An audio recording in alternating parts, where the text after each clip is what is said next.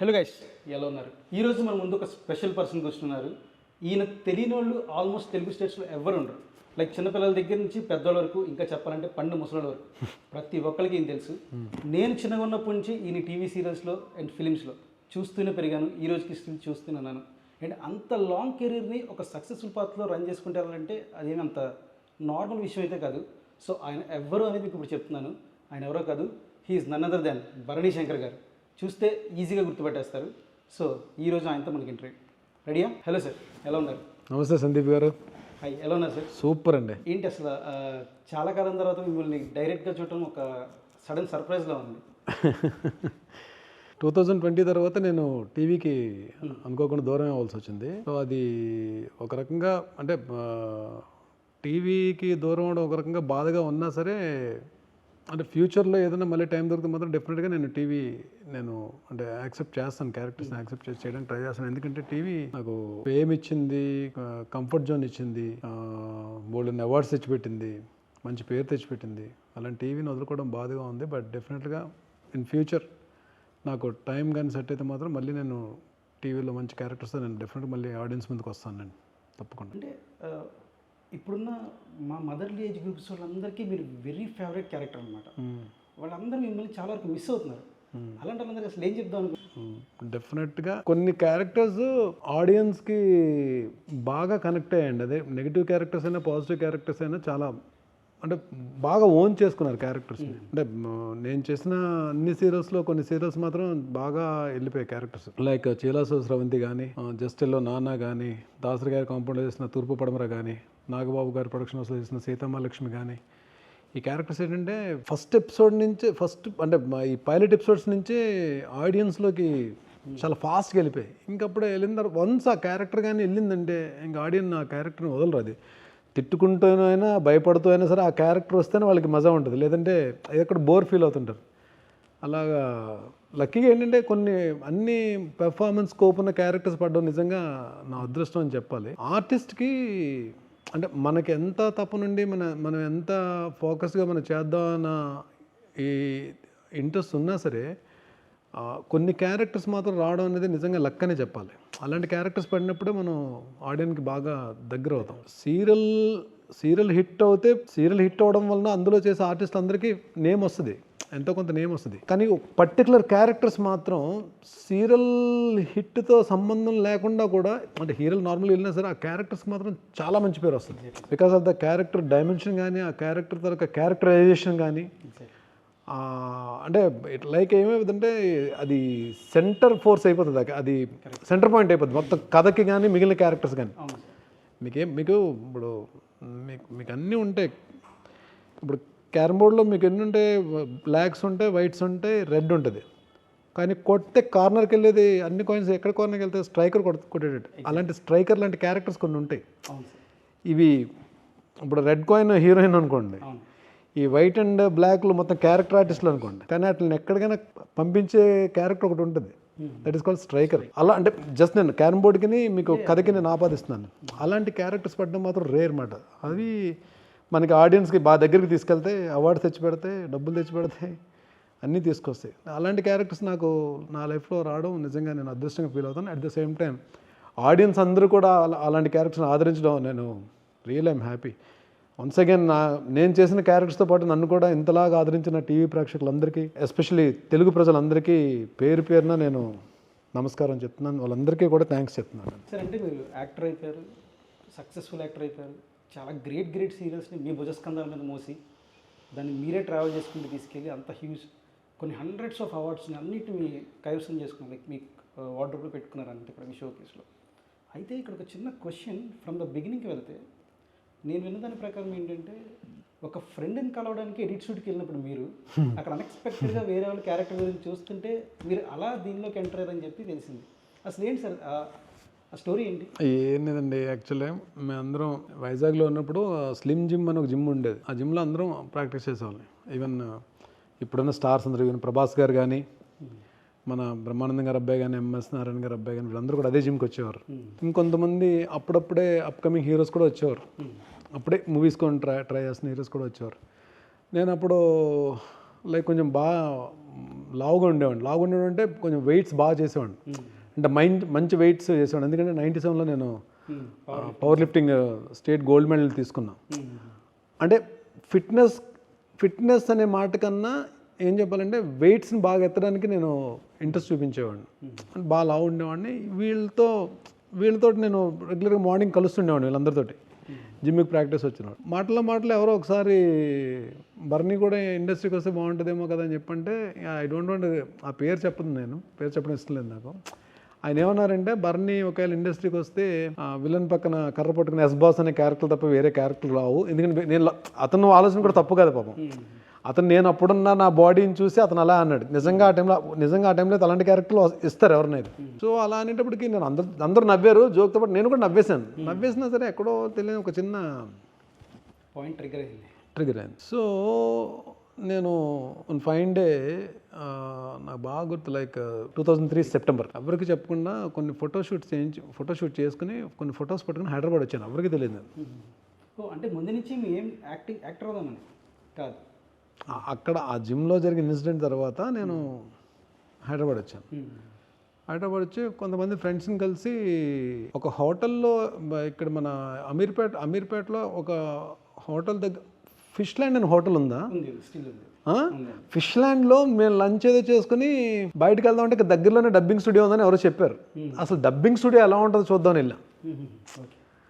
నాకు తెలియదు, అసలు ఏమీ తెలియదు కదా, నాకు నాలెడ్జ్ లేదు, ఏది ఎలా ఉంటుందో కూడా తెలియదు అసలు. నాకు కెమెరా కానీ ఏది ఐడియా లేదు. డబ్బింగ్ స్టూడియో ఎలా ఉంటుందని చూడడానికి వెళ్తే అక్కడ విజ్ఞాన్ రత్తయ్య గారిది ఫస్ట్ టైం ఒక ప్రొడక్షన్ హౌస్ చేసి మా టీవీకి సత్య అనే సీరియల్ చేస్తున్నారు. అది టెలికాస్ట్ అవుతుంది.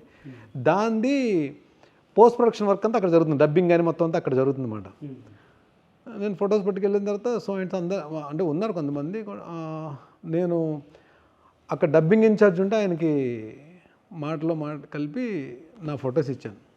ఏదైనా అవకాశం ఉంటే చెప్పండి, నేను వస్తాను అని చెప్పేసి వెళ్ళిపోయాను. నేను వెళ్ళిపోయిన తర్వాత second day third day Vinayaka Chavithi అనుకుంటా. వినాయక చవితి గణేష్ పూజ చేసుకుని కూర్చున్న తర్వాత అప్పుడు మీకు తెలుసు కదా, ఫొటోస్ వెనక మనం ఫోన్ నెంబర్ రాసిస్తున్నాం కదా. కాల్ వచ్చింది ఇక్కడ నుంచి.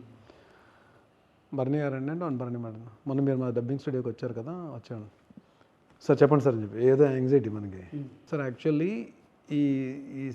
ఈ టెలికాస్ట్ అవుతున్న సీరియల్లో ఒక చిన్న ఇబ్బంది వచ్చిందండి. ఆ టైంకి ఆ క్యారెక్టర్ మన హర్షవర్ధన్ చేస్తున్నాడు.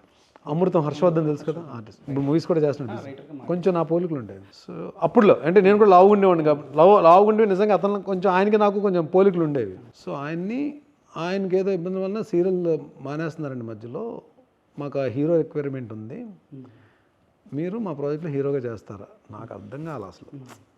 వెళ్ళి ఫొటోస్ ఇచ్చిన హీరో ఏంటారు బాబు, నేను హీరో ఏంటి అసలు? నాకు అంటే ఒక షాక్లో ఉన్నాను. కానీ ఏం చెప్తే ఇమ్మీడియట్గా అసలు వెనక హీరో అనగానే అది సీరియల్లా నాటకమా ఏది తీసి పక్కన పెడితే ఒక ప్రయత్నం చేద్దామని వెళ్ళినోడికి ఇలా అటు నుంచి కాల్ ఇలా వచ్చేటప్పుడు డెఫినెట్గా ముందు షాక్లో ఉంటారు,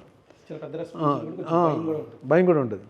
నేను సరేనండి అని చెప్పిన, మీరు ఏమనుకోకపోతే ఎల్లుండే షూటింగ్ అని చెప్పి. ఎందుకంటే వాళ్ళకి ఎపిసోడ్స్ లేవు, టెలికాస్ట్ ఎపిసోడ్స్ లేవు. ఎల్లుండే షూటింగ్ అని కనీసం అర్థం కాల. వైజాగ్ వచ్చి వినాయక చవితి రోజు పూజ చేసుకుని కూర్చున్నా.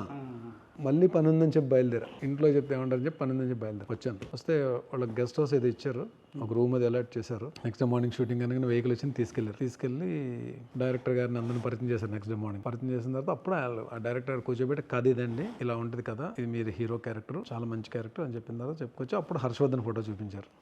ఇంతకుముందు ఈయన కొంచెం మీ పోలికలు ఉండడం వల్ల మిమ్మల్ని పిలాల్సి వచ్చింది అని చెప్పంటే అసలు అర్థం కాలే. నేను వెళ్ళి నా పోలికలను మారిసిన హీరో మానేడు ఏంటి, అదే స్టూడియోకి నేను లంచ్ చేసి భోజనం చేసి ఫొటోస్ ఇవ్వడం ఏంటి, ఇదంతా ఏదో నిజంగానే డెస్టినీ నమ్మినా నమ్మకపోయినా ఒక్కొక్కసారి ఇలాంటి సిచ్యువేషన్స్లో మాత్రం నమ్మాల్సి వస్తుంది. సో ఆర్టిస్టులు అందరినీ పరిచయం చేస్తారు. పరిచయం చేసి డైరెక్ట్ దిగిపోయాను. లేదు సీరియల్ ఫాలో ఏమీ తెలియదు. వెళ్ళాను, డైరెక్టర్ గారు కూర్చోబెట్టి కథ చెప్పారు, క్యారెక్టర్ ఇలా ఉంటుందని చెప్పన్నారు, కాస్ట్యూమ్స్ ఇచ్చారు, వేసుకున్నాను. షార్ట్లో నిలబడి వెంటనే కెమెరామెన్ గారు బర్నీ గారు కొంచెం లైట్ తీసుకోండి అన్నారు. లైట్ తీసుకోండి అని కూడా మనకు తెలియదు కదా. వెంటనే వెళ్ళి పక్కన లైట్ పట్టుకుని వచ్చేసాను. లైట్ జరిగింది. లొకేషన్ అందరు నవ్వులు లైట్ తీసుకుని వాళ్ళు లైట్ తీసుకోండి అది కాదని చెప్పి మళ్ళీ తీసుకుని లైట్ పెట్టి లైట్ తీసుకోండి అంటే లైట్ కొంచెం ఫేవర్ చేసుకోండి అని చెప్పి స్టార్ట్ చేశారు. భయంతోనే ఫస్ట్ డే షూట్ ఫినిష్ చేశాను. అంటే అది అప్పటికి స్టార్మా కాదు మా టీవీ. అప్పుడు మా టీవీకి అప్పుడు అంతా అంటే రేటింగ్స్ ఉండేవి కదా నాకు తెలిసి. ఆ టైంలో జెమినికి బాగా ఎక్కువ. సో మా టీవీ అప్పుడు టెలికాస్ట్ స్టార్ట్ అయినంటే నన్ను చూసిన వాళ్ళు వైజాగ్ నుంచి అది ఫోన్స్ చేయడం స్టార్ట్ చేశారు.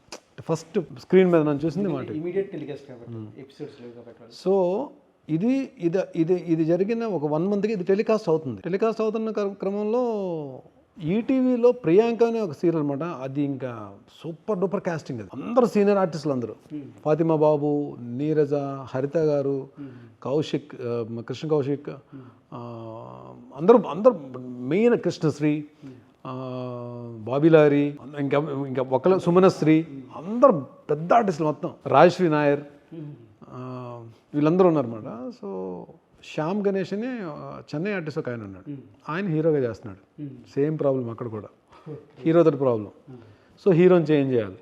అప్పుడు ఏంటి వాళ్ళకి ఒక ఫ్రెష్ ఫేస్ కావాలి. వీళ్ళు ఏంటంటే వీళ్ళు మాట్లాడుకుని మా టీవీలో ఒక సీరియల్ వస్తుంది, సత్య అనే సీరియల్ టెలికాస్ట్ అవుతుంది, దాంట్లో చూడండి అని చెప్పి మొత్తానికి ఈటీవీ వాళ్ళు మా ప్రొడక్షన్ హౌస్ని అప్రోచ్ అయితే వీళ్ళు సరే ఈ డేట్స్ క్లాష్ అవ్వకపోతే బర్నీని తీసుకెళ్ళని చెప్పండి. ఇమ్మీడియట్గా ప్రియాంక సీరియల్ కమిటీ అయ్యాను. అంటే నేను ట్రై చేయకుండా, అంటే రావడం 2 మెగా సీరియల్స్లో హీరో క్యారెక్టర్స్ పడ్డాయి. దీన్ని ఈ ప్రియాంక సీరియల్ టెలికాస్ట్ అవుతున్న క్రమంలో జస్టిల్లోకి నాన్న అనే సీరియల్ ఒకటి ఆల్మోస్ట్ ఒక 50 ఎపిసోడ్స్ అంతా అయిపోయింది. దాంట్లో టైటిల్ అంటే యాక్చువల్ ఫాదర్ క్యారెక్టర్ ఒక సాడిస్ట్ క్యారెక్టర్ అన్నమాట, సైకో క్యారెక్టర్. ఆ క్యారెక్టర్కి వాళ్ళు జస్టిల్లో డైరెక్టర్ మురళీ గారు వాళ్ళు ట్రై చేస్తున్నారు. సేమ్ అక్కడ అదే ప్రాబ్లం, వాళ్ళకి ఫ్రెష్ ఫేస్ కావాలి. అంటే నాన్నకు అవార్డు. సో వాళ్ళు అప్రోచ్ అయినంటనే నాన్న సీరియల్ చేశాను.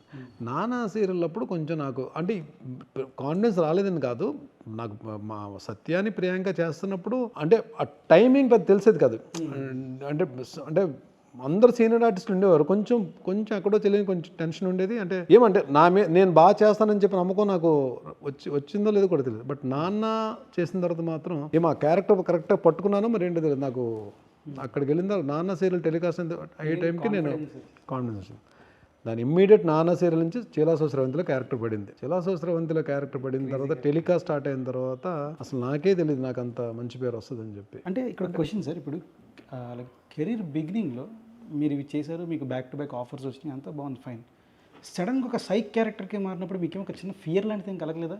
అది ఎలా రిసీవ్ చేసుకుంటారు, ఇప్పుడు కెరీర్ ఎటు వెళ్తుంది అనేది?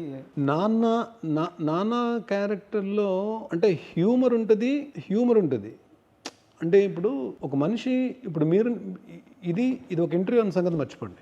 ఒక ఇంట్లో నేను ఉన్నాం, మీరు మాట్లాడుతున్నారు, నేను ఏ రియాక్షన్ లేకుండా మేము అలాగే చూస్తున్నాను. నేను ఇప్పుడు ఏదో ఒక ఎక్స్ప్రెషన్ ఇవ్వాలి కదా. నేను మీరు చెప్పేదానికి అవుననో కాదనో లేదంటే బాధో హ్యాపీనెస్ ఏదో ఒక ఎక్స్ప్రెషన్ ఇవ్వాలిగా. వితౌట్ ఎనీ ఎక్స్ప్రెషన్ మీ వైపు అలా చూస్తుంటే మీలో ఎక్కడో తెలియని ఒక చిన్న భయం స్టార్ట్ అవుతుంది. ఫస్ట్ డౌట్, టెన్షన్, తర్వాత భయం స్టార్ట్ అవుతుంది. అంటే ఏమీ మాట్లాడు, అలాగనే కొట్టడు, ఏమీ చేయడు, కానీ ఆడు చేసే పనులు మాత్రం చాలా భయపడతాయి. నాన్న ఎక్స్ప్రెషన్ లేకుండా యాక్ట్ చేయడం కూడా కొంచెం కష్టమే. వితౌట్ ఎనీ ఎక్స్ప్రెషన్ అలా కూర్చొని అలా కళ్ళలో కళ్ళు పెట్టి చూడడం అదొక వెరైటీ. అది మంచి పేరు తెచ్చిపెట్టింది, నాకు అవార్డు కూడా తెచ్చిపెట్టింది. బట్ చీలాసో స్రవంతి అలా కాదు. చీలాసో స్రవంతి వాడు శాడిజానికి పరాకాష్ట. Out and me burst out అయిపోవాలి కదా మొత్తం క్యారెక్టర్ అంతా. అంటే వాడు మ్యాన్ హ్యాండిల్ చేస్తాడు, హింస పెడతాడు, అమ్మాయిని పాపం క్యాండిల్ తోటి కాలుస్తాడు. ఇంకా టార్చర్లో పరాకాష్ట అది. కానీ ఆ క్యారెక్టర్ చేసినప్పుడు మాత్రం నాకు అంటే మరి ఇంత దారుణంగా క్యారెక్టర్ కదా మనం చేస్తున్నాం ఏంట్రా బాబు అని చెప్పంటే అది యాక్చువల్లీ ద క్యారెక్టరైజేషన్ అలాంటి క్యారెక్టరైజేషన్. అది ఫస్ట్ ఎపిసోడ్ ఆడియన్లోకి భయంకరంగా వెళ్ళిపోయింది. అంటే ఫస్ట్ మీరు ఒక జోవియల్గా స్టార్ట్ అవుతారు ఒక ఎపిసోడ్కి, సెకండ్ ఎపిసోడ్ నుంచి ఇంకా టార్చర్. అయ్యా అసలు మామూలు గోల కాదు అసలు. అంటే భయం అంటే భయపెడతాడు, అలాగనే అదేంటి ఓవర్ పొసెసివ్నెస్.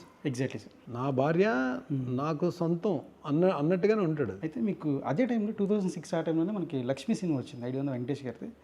దానిలో కూడా విలన్ ఏంటంటే నందిని అని చెప్పి గట్టిగా అరుస్తుంటే చాలా మంది రిలేట్ చేస్తున్నారు ఆ టైంలో.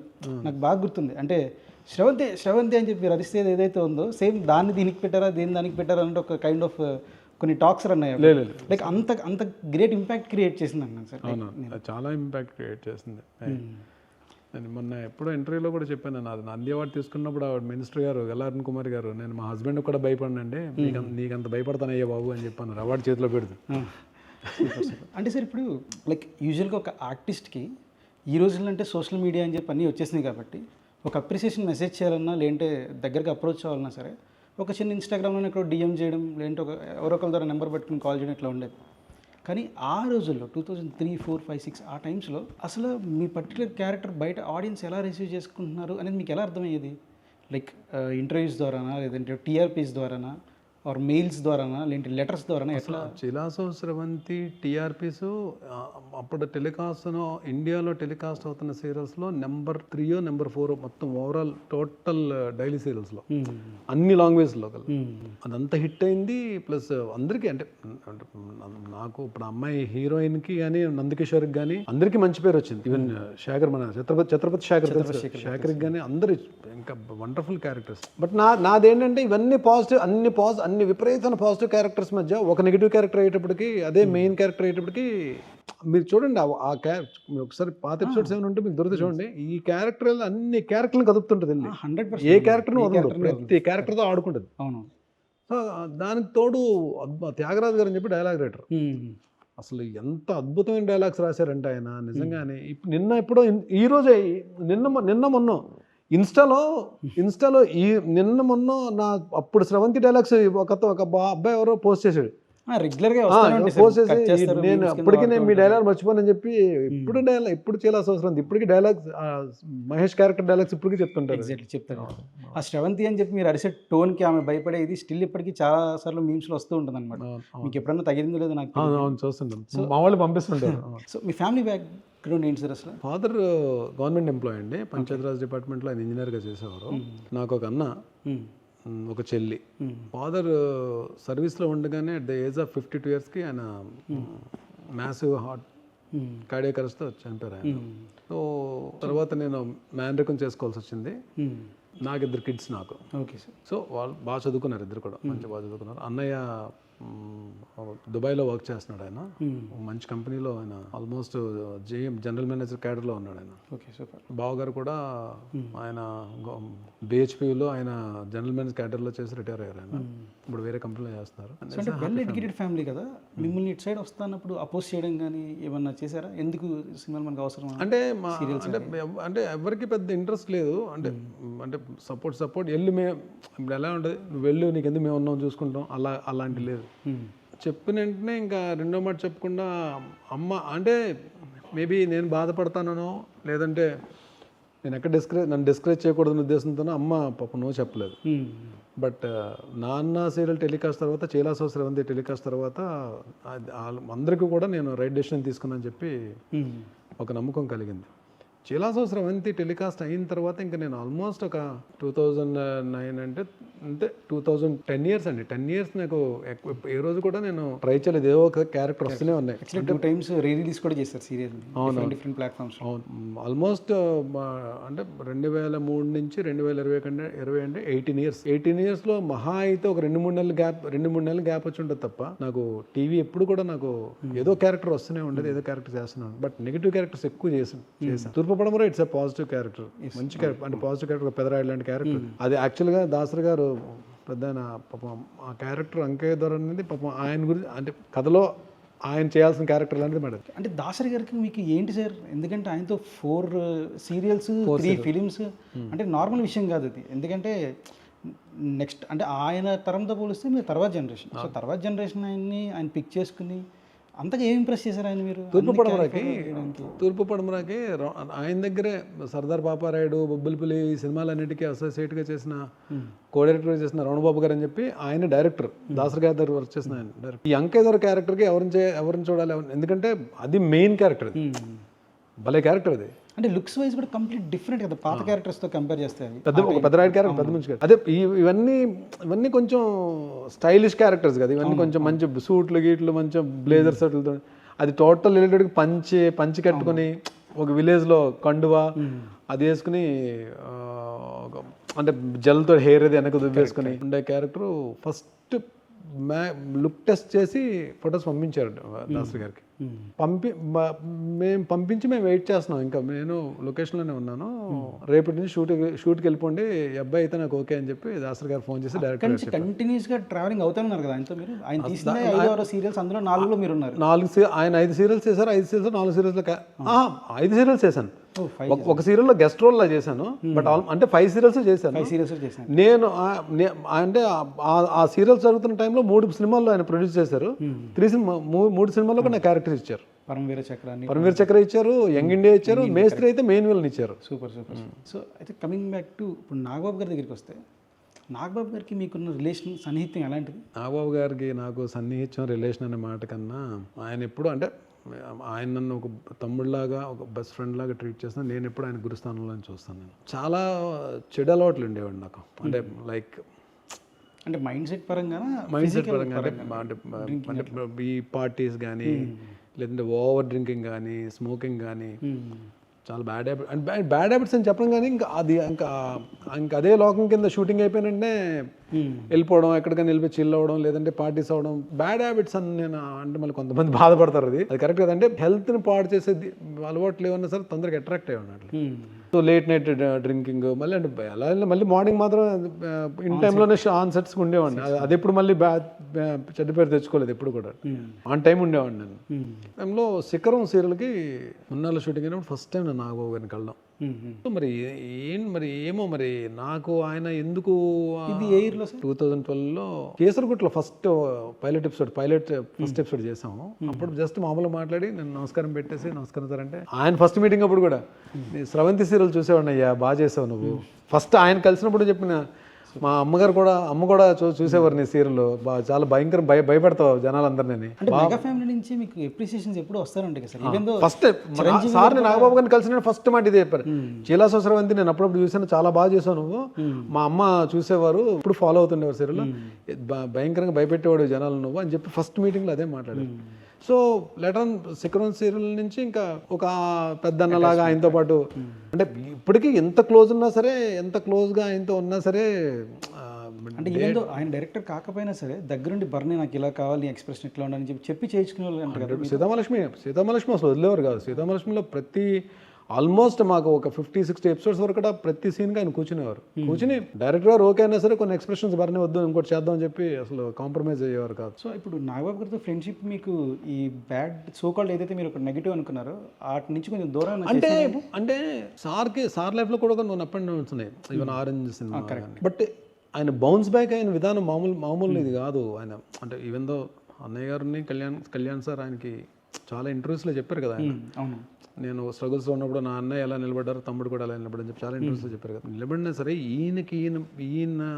ఈయన ఒక ఫోకస్డ్గా హెల్త్ విషయంలో కానీ, అంటే మళ్ళీ ఆ ఫైనాన్షియల్ డిసిప్లిన్లో కానీ మొత్తం అంతా ఎంత ఫోకస్ ఉంటారు. మళ్ళీ ఆ బౌన్స్ బ్యాక్ అనేది మా అందరికీ కూడా ఎప్పటికీ ఇన్స్పిరేషన్. అది మేము ఈరోజు హ్యాపీగా ఉన్నాం అని చెప్పండి, దానికి రీజన్ ఆయనే ఒక రకంగా. ఎందుకంటే లైఫ్ని మనల్ని మనం ప్రేమించుకోవడం ఎంత ఇంపార్టెంటో లైఫ్లో, కొన్ని హ్యాబిట్స్ చేంజ్ అయితే, కొన్ని హ్యాబిట్స్ మనం అడాప్ట్ చేసుకుంటే అది ఫ్యూచర్ మీద ఎలా ఎఫెక్ట్ పడుతుంది అన్నది ఆయన నేర్పించారు. ఎవ్రీడే ఏదో ఒక మోటివేషనల్ కోట్ ఏదో ఒకటి చెప్తూనే ఉంటారు. ఈజ్ లైక్ గురు మాస్టర్ ఆ విషయంలో మాత్రం ఆయన. సూపర్ ఈ ఇంటర్వ్యూ తరంగా ఆయనకు ఒక బిగ్ సెల్యూట్ ఆయనకి. Super sir. అయితే ఇప్పుడు మీరు హ్యాబిట్స్ గురించి మాట్లాడారు కాబట్టి ఒక క్వశ్చన్ అడుగుతాను. ఇప్పుడు యూజువల్గా మనం ఏదైనా ఒక బ్యాడ్ యాక్ట్ చేస్తున్నాం అనుకోండి, ఆ టైంలో అది ఎక్స్పోజ్ అయినా పెద్ద పట్టించుకుని, ఎందుకంటే మనం చేసాం కాబట్టి. కానీ మీరు చెప్పిన దాన్ని బట్టి నాకు అర్థమవుతుంది ఏంటంటే, మీరు ఒక పర్టికులర్ పాయింట్ దగ్గర ట్రాన్స్ఫర్మేషన్ అయిపోయారు, వాటి నుంచి కొంచెం దూరంగా రావడం అయిపోయారు. ఇది జరిగిన ఒక 5 years తర్వాత మీరు ఒక ఇన్సిడెంట్ని ఫేస్ చేశారు. అది పెద్ద ఇన్సిడెంట్ ఏం కాదు కానీ బయటికి చాలా రాంగ్గా ప్రొజెక్ట్ అయింది. అదే డ్రంక్ అండ్ డ్రైవ్ ఎలా అయిందంటే, మేము అందరం క్రికెట్ ఆడేవాళ్ళం.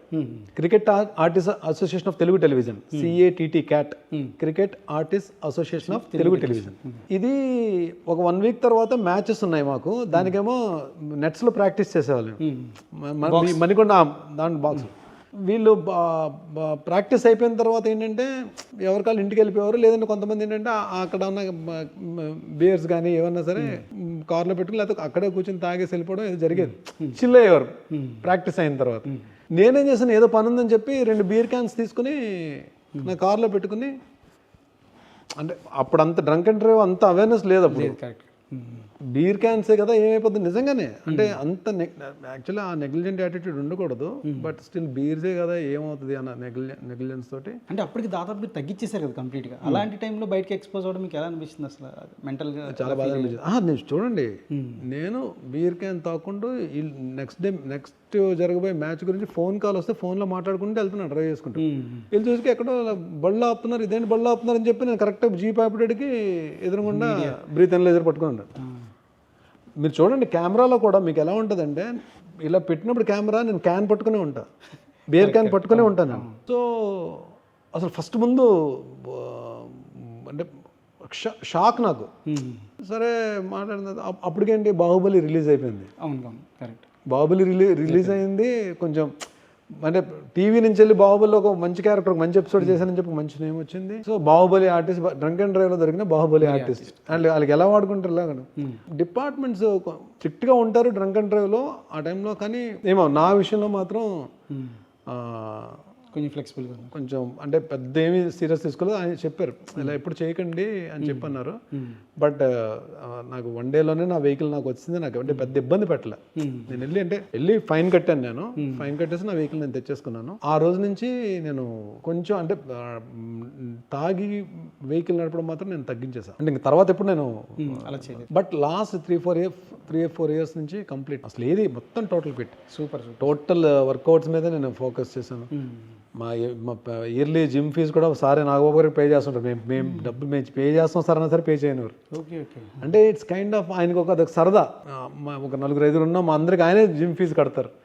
మార్నింగ్ ఒక 10 to 11 సరదా మాట్లాడుకుని వర్కౌట్స్ మాత్రం చాలా సీరియస్గా చేస్తాం. ఆయన కూడా చాలా ఆయన ఏంటి రోజుకి ఆల్మోస్ట్ ఆయన మాతో పాటు వెయిట్ ట్రైనింగ్ చేస్తారు, అది కాకుండా కార్డియో చేస్తారు, ఒక 10,000 steps వాకింగ్ చేస్తారు ఎవ్రీడే. అవును, ఒకసారి ఒక టైంలో నాగబాబు గారు చాలా స్లిమ్ అయిపోయారు, సన్నగా అయిపోయారు. అంటే ఆయన ఫాస్టింగ్ మీకు ఇయర్లో ఒక సంవత్సరంలో ఆల్మోస్ట్ ఒక 60 days ఫాస్టింగ్ చేస్తారు సంవత్సరంలో. మొన్న రీసెంట్గా ఒక 22 రోజులు continuous fasting, 22 days only with electoral water. Health విషయంలో మాత్రం ఆయన చూసి చాలా నేర్చుకోవాలి. బట్ నేర్చుకున్నాం అని చెప్పి మేము అనుకుంటున్నాను. హెల్త్ విషయంలో మాత్రం ఫోకస్డ్గా ఉన్నాం మేము. Super sir. సో ఇప్పుడు బాహుబలి టాపిక్ వచ్చారు కాబట్టి ఇక్కడ 2 questions. క్వశ్చన్ నెంబర్ 1 ఏంటంటే, మీరు దాదాపుగా అందరు డైరెక్టర్స్తో వర్క్ చేశారు. ఆ జనరేషన్ డైరెక్టర్స్ దగ్గర నుంచి ఇప్పుడు కొత్తగా వస్తున్న వాళ్ళతో కూడా చేస్తూనే ఉన్నారు స్టిల్ ఈ రోజుకి కూడా. దాసరి గారితో చేశానండి, రాఘవేంద్ర గారితో కొన్ని మైథలాజికల్ సీరియల్స్ చేశాను, బోయపాటి గారితో చేశాను, హరీష్ శంకర్ గారితో చేశాను, బాబీ గారితో చేశాను, బాబీ గారితో చేశాను, ఇంకా రాజమౌళి గారితో చేశాను. అయితే ఇక్కడ నా క్వశ్చన్ ఏంటంటే, వీళ్ళందరితో చేసినప్పుడు మీకు వాళ్ళకి రాజమౌళి గారికి ఉన్న మేజర్ డిఫరెన్స్ ఏం గమనించారు? రాజమౌళి గారు చేసింది ఒక యమదొంగ ఒకటి చేశాను. యమదొంగలో నేను రాజీవ్ కనకాల, నేను ఒక వాయిదా ఒకటి క్యారెక్టర్, మోహన్ బాబు గారు ఆ ఎపిసోడ్ గారు చాలా గ్రాండియర్ ఉంటుందండి. అంటే అది ఒక చిన్న ఎపిసోడ్ అయినా ఆ రిచ్నెస్ ఉంటుంది. ప్లస్ క్యారెక్టరైజేషన్స్ అంటే ఏది వేస్ట్ క్యారెక్టర్ అనేది ఏది ఉండదు. ఒక సీన్ క్యారెక్టర్ అయినా ఆ క్యారెక్టర్ ఇంపార్టెన్స్ ఉంటుంది. అంటే ఆల్రెడీ బాహుబలి టైంకి మీరు స్టార్ ఏమనుకోండి, స్టార్లో పెట్టకండి.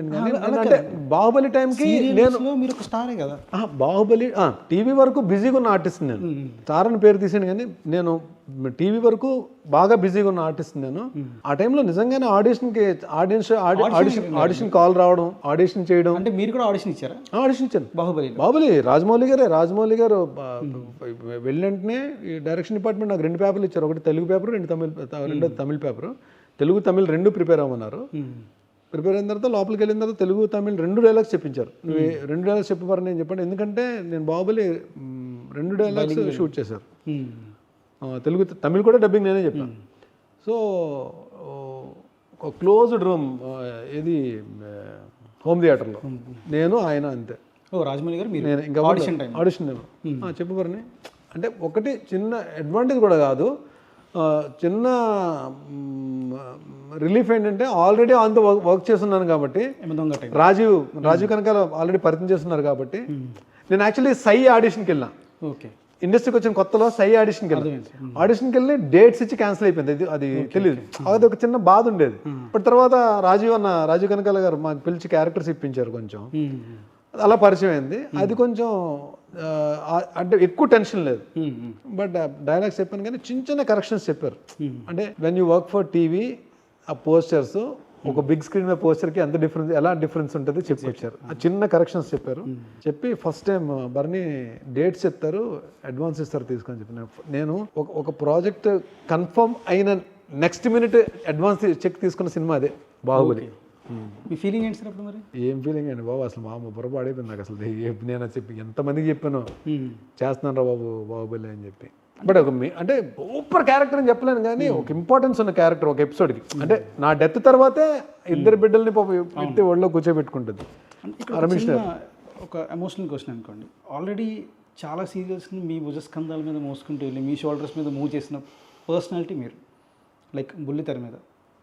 When it comes to silver screen, మన సినిమా ఫీల్డ్కి వచ్చేసరికి ఏంటంటే కంప్లీట్ డిఫరెంట్ ఉంటుంది. యాక్టింగ్ కానీ అక్కడ మెలో డ్రామాటిక్ ఉంటే ఇక్కడ డ్రామా బిహేవ్ చేయడం కానీ అన్ని ఎవ్రీథింగ్ మారిపోతుంది మనకి. ఈ ప్రాసెస్లో మీ యాక్టింగ్ మీ పర్ఫార్మెన్స్ బాగా నచ్చి రమ్యకృష్ణ గారు ఎవరా పర్సన్ అని చెప్పేసి అడిగారంట కదా. అవును. ఎలా మీరు రెస్పాండ్ అయ్యారు? అయితే అంటే రమ్యకృష్ణ గారు అడగడానికి కారణం ఏంటంటే తెలుగు తమిళ్ డైలాగ్ ఒక షాట్ తెలుగులో చేయాలి, ఒక షాట్ తమిళ్లో చేయాలి కదా. బట్ పెద్ద సెట్ అండి, మీరు చూస్తుంటారు బాహుబలి అనేది చాలా పెద్ద సెట్. ఒక ఆల్మోస్ట్ 500 మంది జూనియర్ ఆర్టిస్టులు అందరూ ఉంటారు. రమ్యకృష్ణ గారు ఉంటారు, నాజర్ గారు ఉంటారు, సత్యరాజ్ గారు ఉంటారు.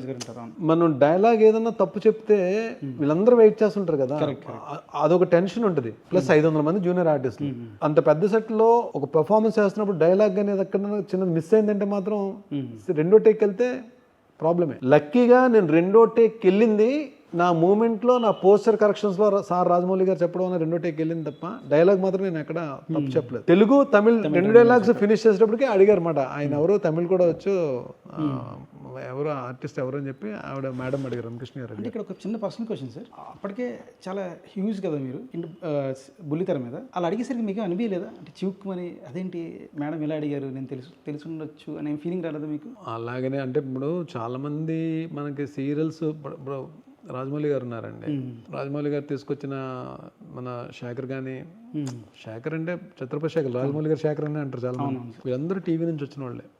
ఈవెన్ రాజమౌళి గారు కూడా టీవీ నుంచి వచ్చిన డైరెక్షన్ చేస్తారు. వీళ్ళకి ఎందుకంటే టీవీ నుంచి వచ్చినా సరే టీవీకి మూవీకి పెద్ద డిఫరెన్స్ అని చూపించరు, అక్కడ ఆర్టిస్టులు అందరూ ఒకటే. కానీ నా పర్సనల్ ఫీలింగ్ ఏంటంటే కొన్ని లొకేషన్స్ లో టీవీ ఆర్టిస్టులకి అంత ఇంపార్టెన్స్ అంటే చులకనని కూడా అన్న నేను, అలా చులకనగా చూడరు కానీ ఎక్కడో మన ఫీలింగో ఏంటో మరి కొంచెం ఉంటుంది. అంటే మా సినిమా ఆర్టిస్టులు అంటే ఎక్కువ, టీవీ ఆర్టిస్టులు తక్కువ అని చెప్పి ఎక్కువ మన ఫీలింగ్, లేకపోతే మరి అదేంటో అది ఒకటైతే ఆ మిస్అండర్స్టాండింగ్ అది ఏదో అయితే ఉంది మొత్తానికి, చిన్నపాటి బ్యారియర్ ఉందంటారు.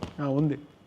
బట్ ఆవిడ రమ్యకృష్ణ గారు మన తెలుగు సీరియల్స్ అన్ని ఫాలో అవ్వాలని లేదు కదా, లేకపోతే నేనే వెళ్ళి నమస్కారం పెట్టి నాకు నేను ఇంట్రడ్యూస్ చేసుకున్నాను. ఎందుకంటే ఒక సీన్ లో చాలా దగ్గరగా ఉంటాం ఇద్దరు, ఆవిడ కట్ చేస్తారు కదా, అప్పుడు మాట్లాడినప్పుడు నేను I'm so and so madam నేను ఇలాగా టీవీస్ లో అని చెప్పంటే అప్పుడు ఆవిడ చెప్పారు, మన వాళ్ళు చెప్తున్నారు టీవీలో మీరు బాగా బిజీ అంట కదా, కొన్ని సీరియల్స్ మంచి రోల్స్ చేశారంట కదా మేడం వాళ్ళ అసిస్టెంట్ చెప్తున్నాడు.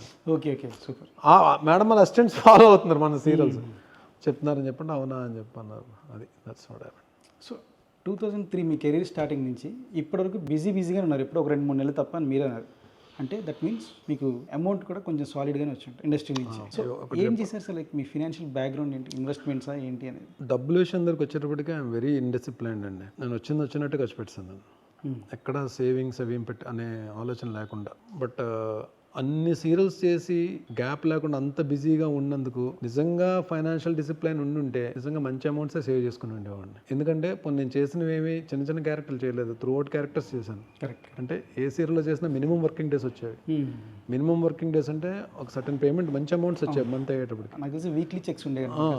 సో మంత్లీ చెక్స్ అయినా సార్, మంత్లీ చెక్స్. నేను ఎప్పుడైనా సరే 2-3 సీరియల్స్ కంపల్సరీ చేస్తుండేవాడిని. అంటే ఒక సీజన్లో ఒక 2-3 సీరియల్లో మెయిన్ లీడ్స్ చేస్తుండేవాడిని. అంటే ఒక మంచి అమౌంటే వచ్చేది. బట్ ఆ అమౌంట్ ఏంటంటే నాకు వచ్చినట్టు ఖర్చు పెట్టేవాడిని. అది ఏ రకంగా వెళ్ళేదంటే ఇంకా ఇంత నేను చెప్పాను కదా, పార్టీయింగ్ అని. అంటే వాళ్ళకి ఎక్కడో ఒక డౌట్ అయితే ఉండేది, ఇంత బిజీ ఉన్నాడు బట్ స్టిల్ హీఈస్ అంటే ఎందుకు మరి డబ్బుల విషయం వచ్చేటప్పుడు ఎందుకు మాట దాటేస్తుంటాడు అని. అంటే డబ్బులు ఏమి అని చెప్పి ఎవరు అడగకపోయినా ఒక పెయిన్ ఎవరికి ఉంటుంది, ఫస్ట్ జన్మనిచ్చిన తల్లికే ఉంటుంది. కరెక్ట్. ఇంత మంచి పేరు తెచ్చుకున్నాడు, వెళ్ళి టీవీలో రోజు టీవీలో కనబడతాడు, ఈ డబ్బులన్నీ ఏం చేస్తున్నాడు అన్న ఆలోచన తల్లికి. నెక్స్ట్ ఇమీడియట్ ఫాదర్ లేరు కాబట్టి అన్నయ్యకి వస్తుంది. తల్లి అడగలేదు కానీ ఏదో ఒక సందర్భంలో అన్నయ్య అడుగుతాడుగా, అన్న అడుగుతాడుగా, అన్న ఎప్పుడైనా అన్న కూడా ఈయన ఎందుకు బాధ పెట్టడం లే అన్న ఆలోచనతోనే ఉండేవాడేమో తప్ప ఎప్పుడన్నా టాపిక్ వచ్చినప్పుడు సరేలే సర్దుకుంటాడులే తెలుస్తుందిలే ఈడికని చెప్పి పాపం అన్న కూడా ఎప్పుడు అనేవాడు కాదు. బట్ ఆ క్రమంలోనే ఆ ఉన్న దాంట్లో కొంచెం అమౌంట్స్ ఉన్నప్పుడు చేసిన ఇంకొక పెద్ద తప్పని ఏంటంటే, ఇటు నేను మూవీస్లో సీరియల్స్ చేస్తూ అడపదడప 2 నెలలకో 3 నెలలకు ఒక సినిమా కూడా, సినిమాలో పెద్ద క్యారెక్టర్ కాకుండా ఏదో క్యారెక్టర్ చేస్తూ బిజీగా ఉన్న టైంలో ఇంకో కొత్త ప్రయత్నం అంటే ప్రొడక్షన్ హౌస్ ఒకటి స్టార్ట్ చేశాను. ఓకే. మా టీవీలో తాలికట్టు సుబ్బయ్య అని చెప్పి ఒక సీరియల్ ప్రొడ్యూస్ చేశాను. దాంట్లో కొంచెం గట్టిగానే డబ్బులు పోయాయి. అది అంటే అదే రీజన్ అని చెప్పను డబ్బులు పోవడానికి, ఇంకా రకరకాల చెప్పాను కదా. వెరీ మీరు చాలా బాగా స్ట్రాంగ్ ఉన్నారు కదా, ఎందుకు మిస్కాలిక్యులేట్ చేయగలిగారు? మిస్కాలిక్యులేట్ చేయగలని చెప్పంటే, టీవీలో మనకి అంటే మనం ఇన్ని ఒక 12 to 13 ఇయర్స్ మనం ఇది ఎక్స్పీరియన్స్ గెయిన్ చేసాం కదా. టీవీలో అంటే పెద్ద రిస్క్ ఏమి ఉండదని ఆలోచన తెలియదు. బట్ ఏంటంటే టీవీ వరకు ఎపిసోడ్స్ ప్రకారం ఇన్ని ఎపిసోడ్స్ మన రోజుకి ఇంత ఎపిసోడ్ ఇంత అవుట్పుట్ తీసుకుంటేనే మనం ప్రొడ్యూసర్గా నిలబడగలుగుతాం అని చెప్పే ఆలోచన నాకు మైండ్లో లేదు. ప్లస్ అంటే నా దగ్గర ఉన్న అమౌంట్ చాలా తక్కువ, నా చేతిలో ఉన్న అమౌంట్ చాలా తక్కువతో దిగాను నేను. అంటే పెద్ద అమౌంట్ లేదు. ప్లస్ కరెక్ట్గా ఇంకా మీకు తెలుసు కదా, మీకు 3 months కానీ పేమెంట్స్ రావు. కరెక్ట్. సో ఆ టైంలో ఫండ్స్ అవసరం అయినప్పుడు ఏంటంటే నాకు తెలియక నేను వేరే వాళ్ళు అన్నయ్యని అడిగినా ఎవరిని అడిగినా సరే డబ్బులు ఇస్తారు, వాళ్ళని అడగడం ఎందుకులే అని చెప్పి ఉద్దేశంతో నేను బయట నుంచి ఇంట్రెస్ట్లు తీసుకొచ్చాను. ఆ ఇంట్రెస్ట్ తీసుకురావడం ఇవన్నీ ఇంకా చాలా రీజన్స్, ఇంకా ఒక్క రీజన్ కాదండి. ఎప్పుడైనా సరే సార్, తల్లిదండ్రులు చెప్పినా, మన అన్నదమ్ములు చెప్పినా, మనల్ని బాగా ఇష్టపడేవాళ్ళు, మన శ్రేయస్సు కోరుకునేవాళ్ళు, మన వెల్విషర్స్ చెప్పినా అది ఎక్కదు. దట్ ఈస్ అండ్ ఆ టైం అంతే. అది సరైన జల్ల తగిలి రియలైజ్ అయ్యి, సరైన దెబ్బపడి రియలైజ్ అయ్యి, మనం వెళ్తున్న పాత తప్పు, మనం కరెక్ట్ దారి వేలే వెళ్ళట్లేదు అని మనం తెలిసి మారాలి తప్ప ఎవరేం చెప్పినా సలహాలుగానే మిగిలిపోతాయి. బట్ ఆ రియలైజ్ అయిన తర్వాత మాత్రం మళ్ళీ అటుపక్క వెళ్లకుండా ఇటు మనం ఎంచుకున్న సక్రమైన మార్గంలో వెళ్ళడం కూడా మళ్ళీ కొంచెం కష్టమే. మళ్ళీ కొన్ని ఫ్యాక్టర్స్ మళ్ళీ లాగుతుంటాయి పక్కకి. బట్ స్టిల్ ఇప్పుడు డబ్బులు విలువ తెలిసిందండి నాకు నిజంగానే. అంత డబ్బు పోగొట్టుకున్న తర్వాత డబ్బుల వాల్యూ తెలిసింది నాకు. ఇప్పుడు నాకు నేను ఖర్చు పెట్టడానికి కూడా, ఏదైనా ఒక రూపాయి ఖర్చు పెట్టడం కూడా చాలా భయం వేస్తుంది. సూపర్, మంచి విషయం. సో ఇప్పుడు coming back to Bigg Boss house, ఏంటి సార్ మీ ఫీలింగ్ ఏంటి? బిగ్ బాస్ హౌస్ గురించి నేను ఒక మాటలో చెప్పాలంటే, every emotion is there with different characters, exactly, between different people from different places, from different languages, with different age groups. Exactly. So వెళ్దాం అన్న ఇంట్రెస్ట్కి ఒక 2 ఫ్యాక్టర్స్ ఉన్నాయి. ఆ 2 factors I don't want to reveal here. ఇక్కడ నేను reveal చేయను. దీనికోసమే వెళ్తున్నానని చెప్పంటే అది అబద్ధం కూడా అవ్వచ్చు. ఇప్పుడున్న పరిస్థితుల్లో నన్ను బలంగా సాటిస్ఫై చేయగలిగేది మనీ అండి.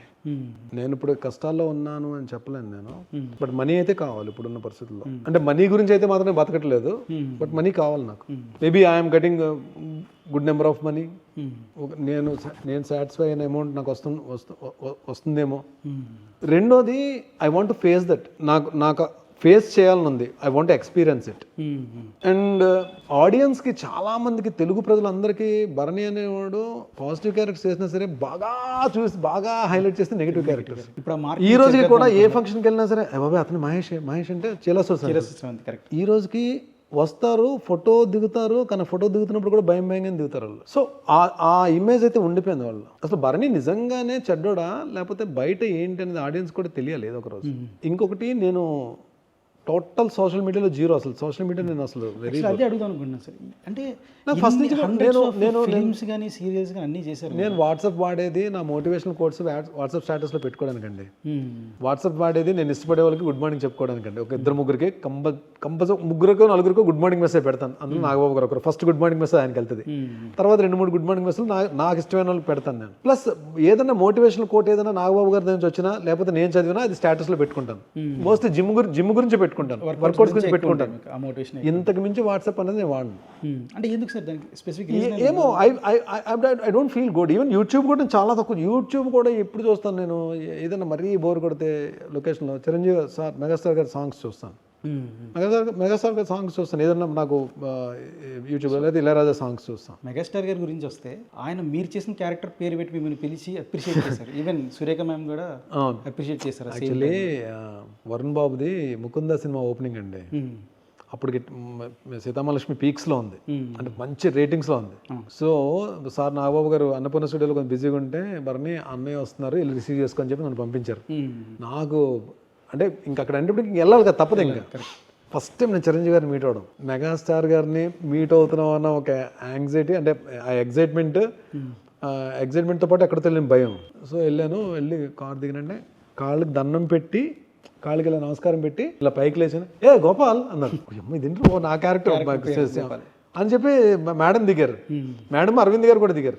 సురేఖ మేడం మన గోపాల్ అని చెప్పని ఇలా భుజమే చేసేసారు. నాకు అసలు ఏం జరుగుతుందో నాకు ఒక్క నిమిషం అర్థం కాలే. భుజమే చేసి నువ్వు చాలా బాగా చేస్తావా, ఆ క్యారెక్టర్ గోపాల్ క్యారెక్టర్ మాత్రం చాలా బాగా చేస్తున్నావు, నేను రోజు చూస్తాను నీ సీరియల్ నన్ను అని చెప్పి నాకు ఇంకా తెలియకుండానే కళ్ళని వాటర్ వచ్చాయి. ఆయన సరదా మాట్లాడుకుని వెళ్తున్నారు, నాకు భుజమే చేయి తీయలేదు, వెళ్తూనే ఉన్నారు, మాట్లాడుతూనే ఉన్నారు.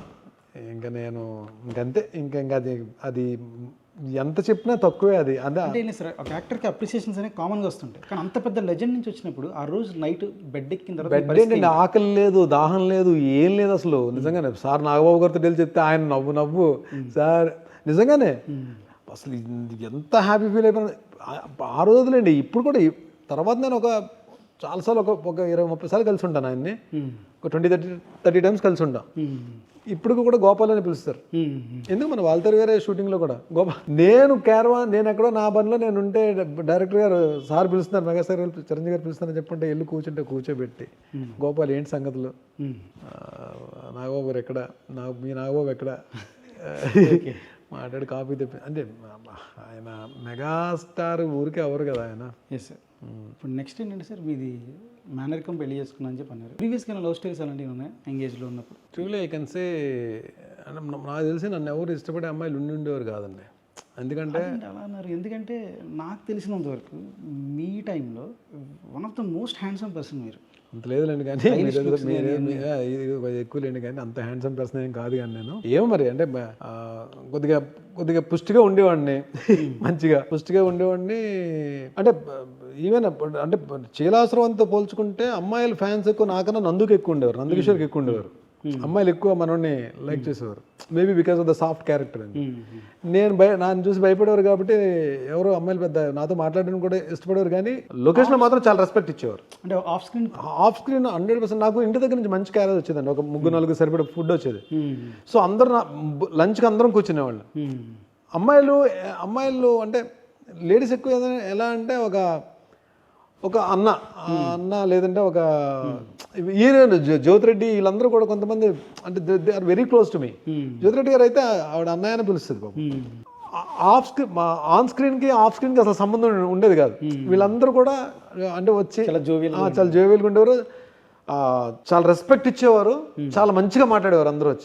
అందరూ నాతో కలిసి కూర్చొని లంచ్ చేసేవారు. వాళ్ళకి ఏదైనా ప్రాబ్లం వచ్చినా సరే ఫస్ట్ నాకు వచ్చి చెప్పేవారు,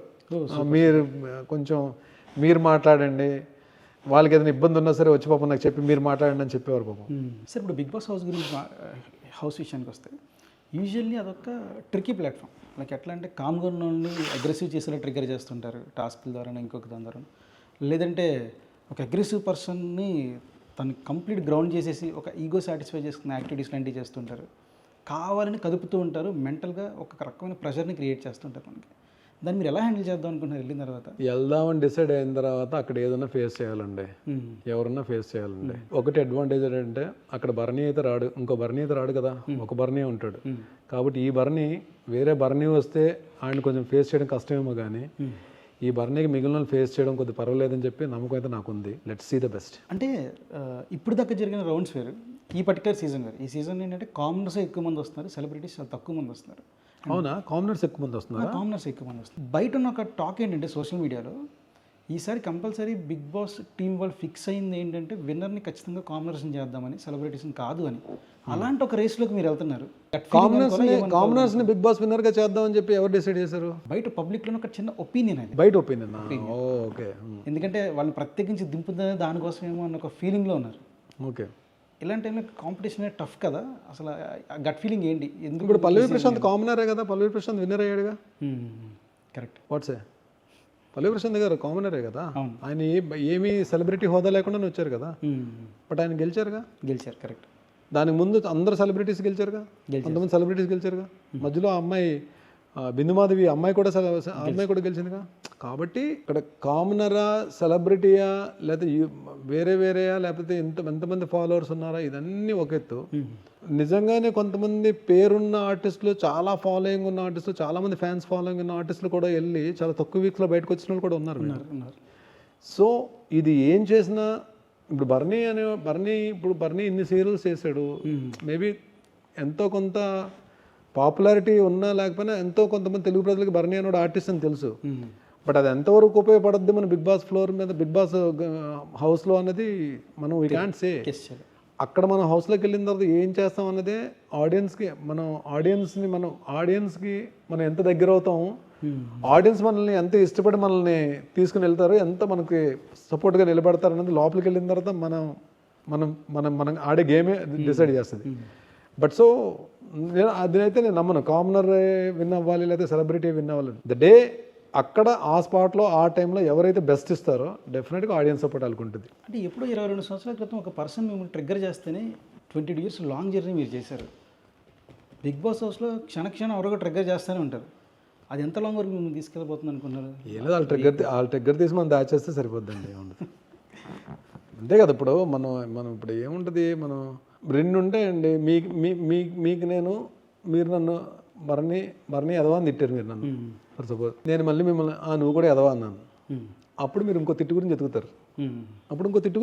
అంటే హ్యూమన్ సైకాలజీ. మీరు మరణి నేను ఎదవా అని తిట్టారు అనుకోండి, అవునా అదేంటి నాకు తెలియలేదు ఎన్ని రోజులు, అలా అనేసేవేంటి, సర్లే నేను మార్చుకుంటానులే నా పద్ధతి అని నేను అన్నాను అనుకోండి, మీరు రెండో తిట్టడానికి ఆగుతారు, ఆలోచిస్తారు ఫస్ట్ ఆఫ్ ఆల్. 100%. అంటే ఒక్కొక్కరిది ఒక్కొక్కటి. గొడవ పెట్టుకుందాం అంటే ఈజీ అండి. గొడవ పెట్టుకుందాం అంటే అలా అవుతుంది.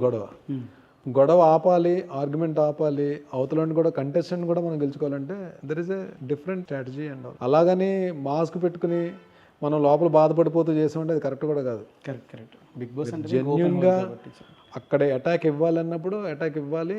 ఏమో ఇప్పుడు ఇన్ని మాట్లాడుతున్నాను మీ దగ్గర, నేను అక్కడికి వెళ్ళి నేను ఎలా బిహేవ్ చేస్తానో నాకు తెలియదు. నాకు నిజంగానే అక్కడ ఆ టైంలో నిజంగానే ఎవరన్నా పోక్ చేస్తే నేను ఎలా రియాక్ట్ అవుతాను కూడా నాకు కూడా తెలియదు. అంటే యూజువల్గా మీ స్వభావం ఏంటి సార్? అగ్రెసివా, calm going? మీరు ఏమో జనాలందరూ నేను చాలా అగ్రెసివ్ అని చెప్పండి. బయట వదిలేసేయండి, ఆన్ స్క్రీన్ కూడా వదిలేసేయండి. మీరేంటి అసలు స్వతహాగా? ఆఫ్ స్క్రీన్ కూడా నేను చాలా అగ్రెసివ్ అని చెప్పి జనాలకి అదొక టాక్ అయితే ఉంది. బట్ ఈ 5 years జర్నీ అనేది ఎవరికి తెలియదు కదా. నేనేం చేశాను, నేను ఎలా మారాను, నేను ఏంటనేది ఎవరికి తెలియదు కదా. చూస్తారు అందరూ, బిగ్ బాస్ హౌస్లోకి వెళ్ళినారు చూస్తారు. సూపర్. సో మీకు అందరితో కంటే కూడా ఎక్కువ అటాచ్మెంట్ ఉన్నది మీ మదర్తో. ఆవిడంటే మీకు ఎప్పుడు ఒక స్పెషల్ పర్సన్. ఇప్పుడు యూజువల్గా మనకి ఎవరో అప్రిసియేషన్ ఇవ్వడం వేరు, ఒక మదరే అప్రిసియేషన్ ఇవ్వడం వేరు. అది కూడా మామూలుగా కాదు. లైక్ ఏంటంటే మీరు చేసిన సీరియల్లో తూర్పు పడమరా ఫస్ట్ 1:30 2 o'clock టెలికాస్ట్ అయ్యేదండి. దాన్ని తీసి మళ్ళీ ప్రైమ్ టైం తీసుకొచ్చారు 7:30కి. రేటింగ్స్ చాలా బాగా రావడం. ఒకరోజు షూటింగ్ ప్యాకప్ అయి నేను ఇంటికి వెళ్ళేటప్పటికి చాలా మంచి సీన్, అంటే ఒక ఫాదర్ డాటర్ సీన్ ఒకటి టెలికాస్ట్ అయింది. తండ్రి దీన్ని కూతురు దీన్ని సీన్ ఒకటి టెలికాస్ట్ అయింది. నేను ఇంటికి వచ్చేటికి మా మదర్ భోజనం పెడుతూ, నేను భోజనం చేస్తున్నప్పుడు పక్కన కూర్చున్నారు. కానీ నెక్స్ట్ బర్త్ అంటూ ఉంటే అంకయ్య దొర లాంటి ఫాదర్కి కూతురుగా పుట్టాలనుకుంటున్నాను రా, నిజంగా తండ్రి అంటే అలా ఉండాలని చెప్పండి. నాకు ఊజ్ బంప్స్ నిజంగా. అంటే నాకు జన్మనిచ్చిన తల్లి నెక్స్ట్ జన్మ ఉంటే నీలాంటి అంటే ఆ క్యారెక్టర్కి కూతురులా పుట్టాలని చెప్పి అన్నదంటే, అది మా అమ్మ అలా అన్నదంటే అది మామూలు కాంప్లిమెంట్ అండి. భలే కాంప్లిమెంట్. క్యారెక్టర్ గొప్పతనం. దాసరి గారు ఆ క్యారెక్టర్ని డిజైన్ చేసిన గొప్పతనం అది వండర్ఫుల్ క్యారెక్టర్. అంటే పాజిటివ్ క్యారెక్టర్స్లో నేను చేసిన పాజిటివ్ క్యారెక్టర్స్లో అంకయ్య దొర one of the best character తూర్పు పడమర. ఆ క్యారెక్టర్ కూడా మంచి ఫ్యాన్ ఫాలోయింగ్ ఉంది. కరెక్ట్. కొంతమంది మీకు అంకయ్య దొరని పిలుస్తుంటారు బయట. అంటే కొంతమంది జనాలు అంకయ్య దొర అని పిలుస్తుంటారు. సార్ యాక్టింగ్ అనేది definitely not an easy job. తెల్లలేస్తే చాలా మందిని చూడాలి, వాళ్ళని అర్థం చేసుకోవాలి, ఏదైనా మీకు నచ్చితే ఆ పాయింట్ని ఎక్కడో చోట మీరు ఇంక్లూడ్ చేసుకోవాల్సి వస్తుంది. సో 2003కి బిఫోర్, అంటే ఈ పర్టికులర్ ఫీల్డ్లోకి మీరు ఎంటర్ అవుతున్న మీ పర్స్పెక్టివ్స్ ఎలా ఉండేవి, యాక్టింగ్ మీ పర్స్పెక్టివ్ ఎలా చేంజ్ చేసింది? ఈ కెరీర్ అనేది?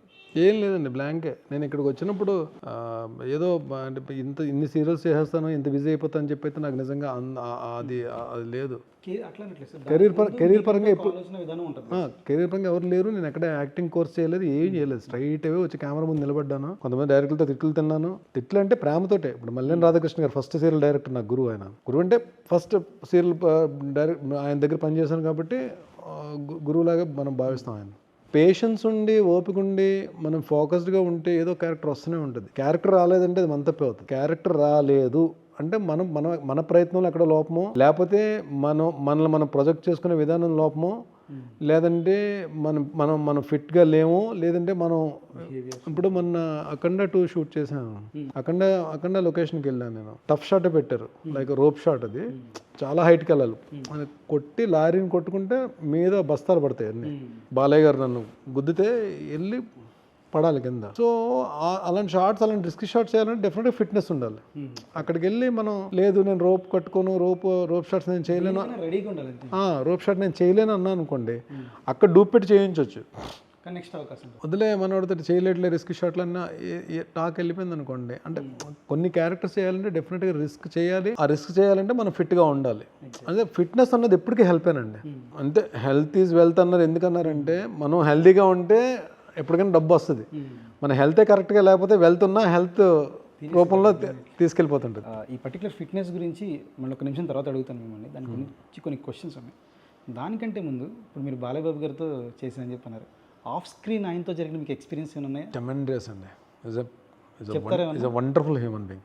అంటే ఒక పాజిటివ్ వైబ్ ఉంటుంది లొకేషన్లో. చలాకీగా ఉంటారు, at the same time work దగ్గరకు వచ్చేటప్పుడు అదే సీరియస్నెస్ ఉంటుంది. అంటే పంక్చువాలిటీ కానీ, ఆయన అందరికన్నా ముందు లొకేషన్ ఆయన ఉంటారు. ఫస్ట్ టైం అంటే టైం ఆయన కూడా చాలా, అక్కడ టైం దగ్గర మాత్రం చాలా స్ట్రిక్ట్గా ఉంటారు. ఇక్కడ మేము ఫిలిం సిటీ కదా, ఇప్పుడు ఆయన ఫిలిం సిటీ మార్నింగ్ 6:30 ఉండాలంటే ఆయన ఇప్పుడు ఏ టైంకి బయలుదేరారు? ఇక్కడ ఆయన ఇక్కడ బంజారా హిల్స్, జూబ్లీహిల్స్ కదా, ఆయన 6:15 కల్లా ఉండేవారు ఆయన. నేను మొత్తం 14 రోజులు 15 రోజులు షూట్ చేశాను. నేను 5 నిమిషాలు ముందు ఉందో ఒక్కరోజు అనుకుంటా, ఒక్కరోజు ఆయన వెహికల్తో వెనకే నా వెహికల్ వెళ్ళింది ఇద్దరం. లేదంటే ఆయన వెళ్ళిన 2 నిమిషాలు 3 నిమిషాలు లేట్గానే మా వెహికల్ వెళ్తుండేది. మన యాక్షన్ సీక్వెన్స్ బాగా చేస్తున్నాం అని చెప్పండి, బాగా ఎంకరేజ్ చేస్తారు ఆయన. అండ్ ఏంటంటే ఆయన సెట్లో అందరిని ఈక్వల్గా ట్రీట్ చేస్తున్నారు, లేదంటే క్రాస్ చెక్లు చేస్తారని విన్నాను నేను. నిజమేనది?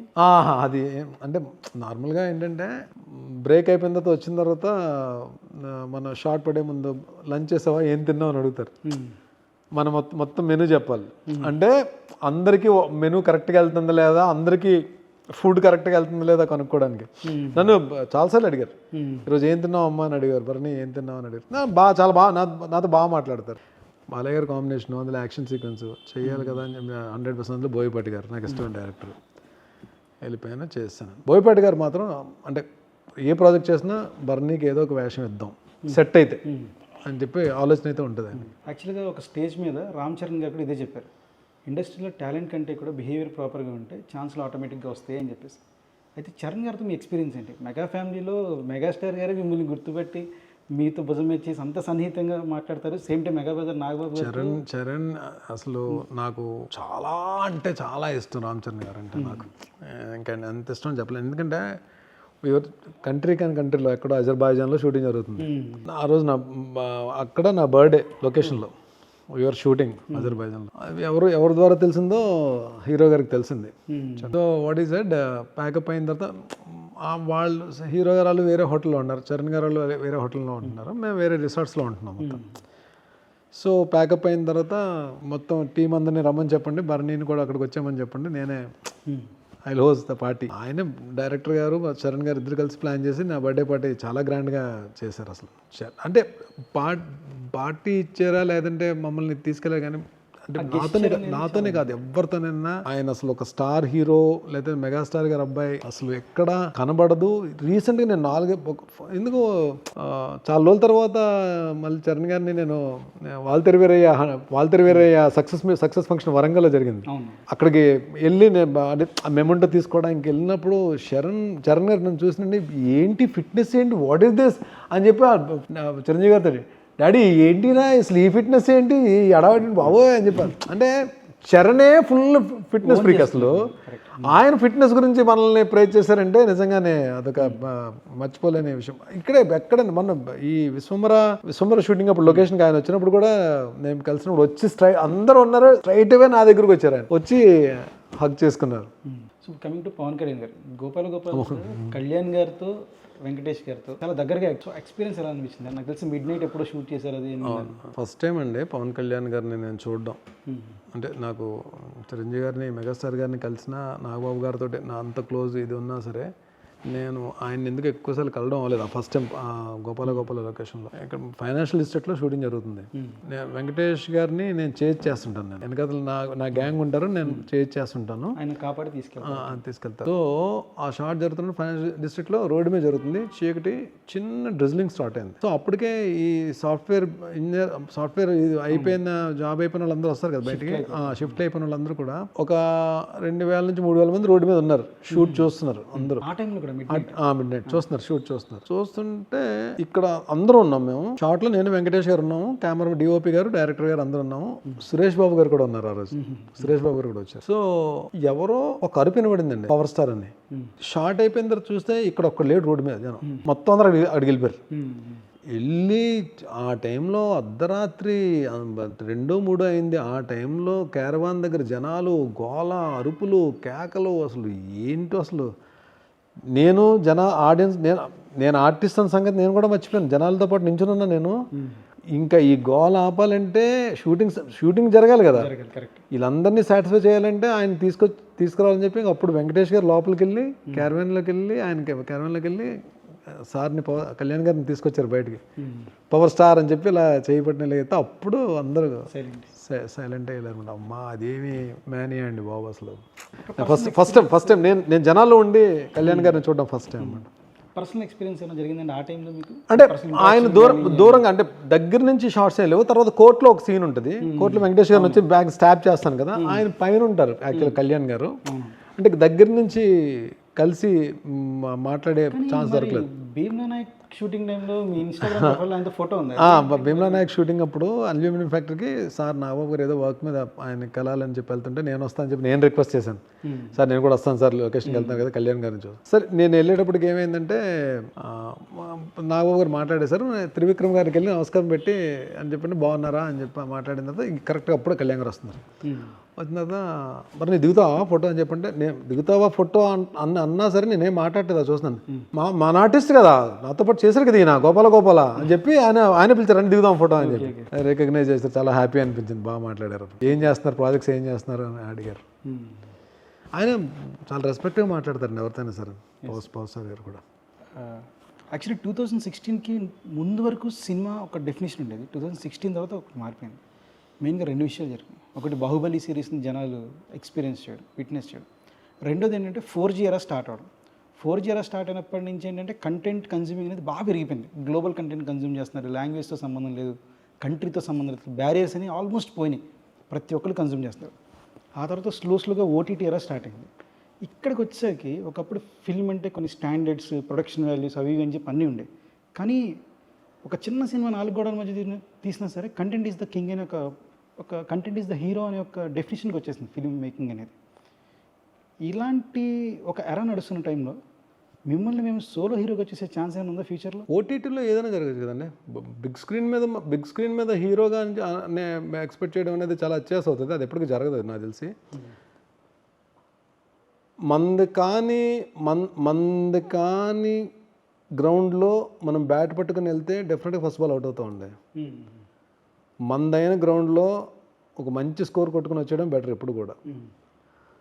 సో ఓటీటీ వచ్చిన తర్వాత ఇక్కడ కొత్త పాత సీనియర్ జూనియర్ ఏం లేదు. ఈ క్యారెక్టర్కి ఇతను ఫిట్ అంటే ఆ క్యారెక్టర్కి అతను తీసుకెళ్ళిపోతారు ఎక్కడి నుంచైనా సరే. కాకపోతే ఏమవుతుందంటే మరి కొత్త ఆర్టిస్టులకి ఏంటంటే డిఫరెంట్ ఆడిషన్స్ అవి ఉంటాయి. కాబట్టి డెఫినెట్గా నేను ఆల్రెడీ జరుగుతున్నాయి. డెఫినెట్గా ఓటీటీలో హీరో హీరోయిన్ అలా ఉండదు కదా, మెయిన్ లీడ్సే ఉంటాయి, మెయిన్ లీడ్స్ ఉంటాయి. అలాగే ఓటీటీలో డెఫినెట్గా నేను కమింగ్ రాబోయే రోజుల్లో ఓటీటీలో డెఫినెట్గా ఒక మెయిన్ లీడ్స్తోనే వస్తాను, ఒక 2-3 సిరీస్ పక్కా. Super sir. అది కూడా ఏంటి చాలా ఒక మంచి సౌండింగ్ ఉన్న ప్రొడక్షన్ హౌస్ నుంచి వస్తుంది, చాలా పెద్ద ప్రొడక్షన్ హౌస్ నుంచే క్రేజీ అయితే పెద్ద మంచి ఓటీటీ ప్లాట్ఫామ్ మీద వస్తుంది.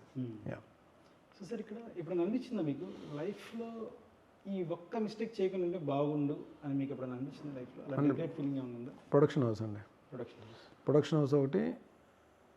కొంచెం ఈ ఫిట్నెస్ మీద ఫోకస్ ఇంకొంచెం ఎర్లీగా వచ్చుంటే బాగుండేది అని చెప్పి అది ఇంకొంచెం ఎర్లీగా వచ్చుంటే బాగుండేది. అంటే నాకు అర్థం కాలేదు, ఎప్పుడు 97లోనే మీరు పవర్ లిఫ్టింగ్లో స్టేట్ని రిప్రజెంట్ చేసి గోల్డ్ మెడల్ తెచ్చుకున్నారు. గోల్డ్ మెడల్ బరువులు ఎత్తడానికి ఫిట్నెస్కి సంబంధం లేదండి. శుభ్రంగా తినేసి ఎండ్యూరెన్స్ గెయిన్ చేసి వెయిట్లు ఎత్తేవచ్చు.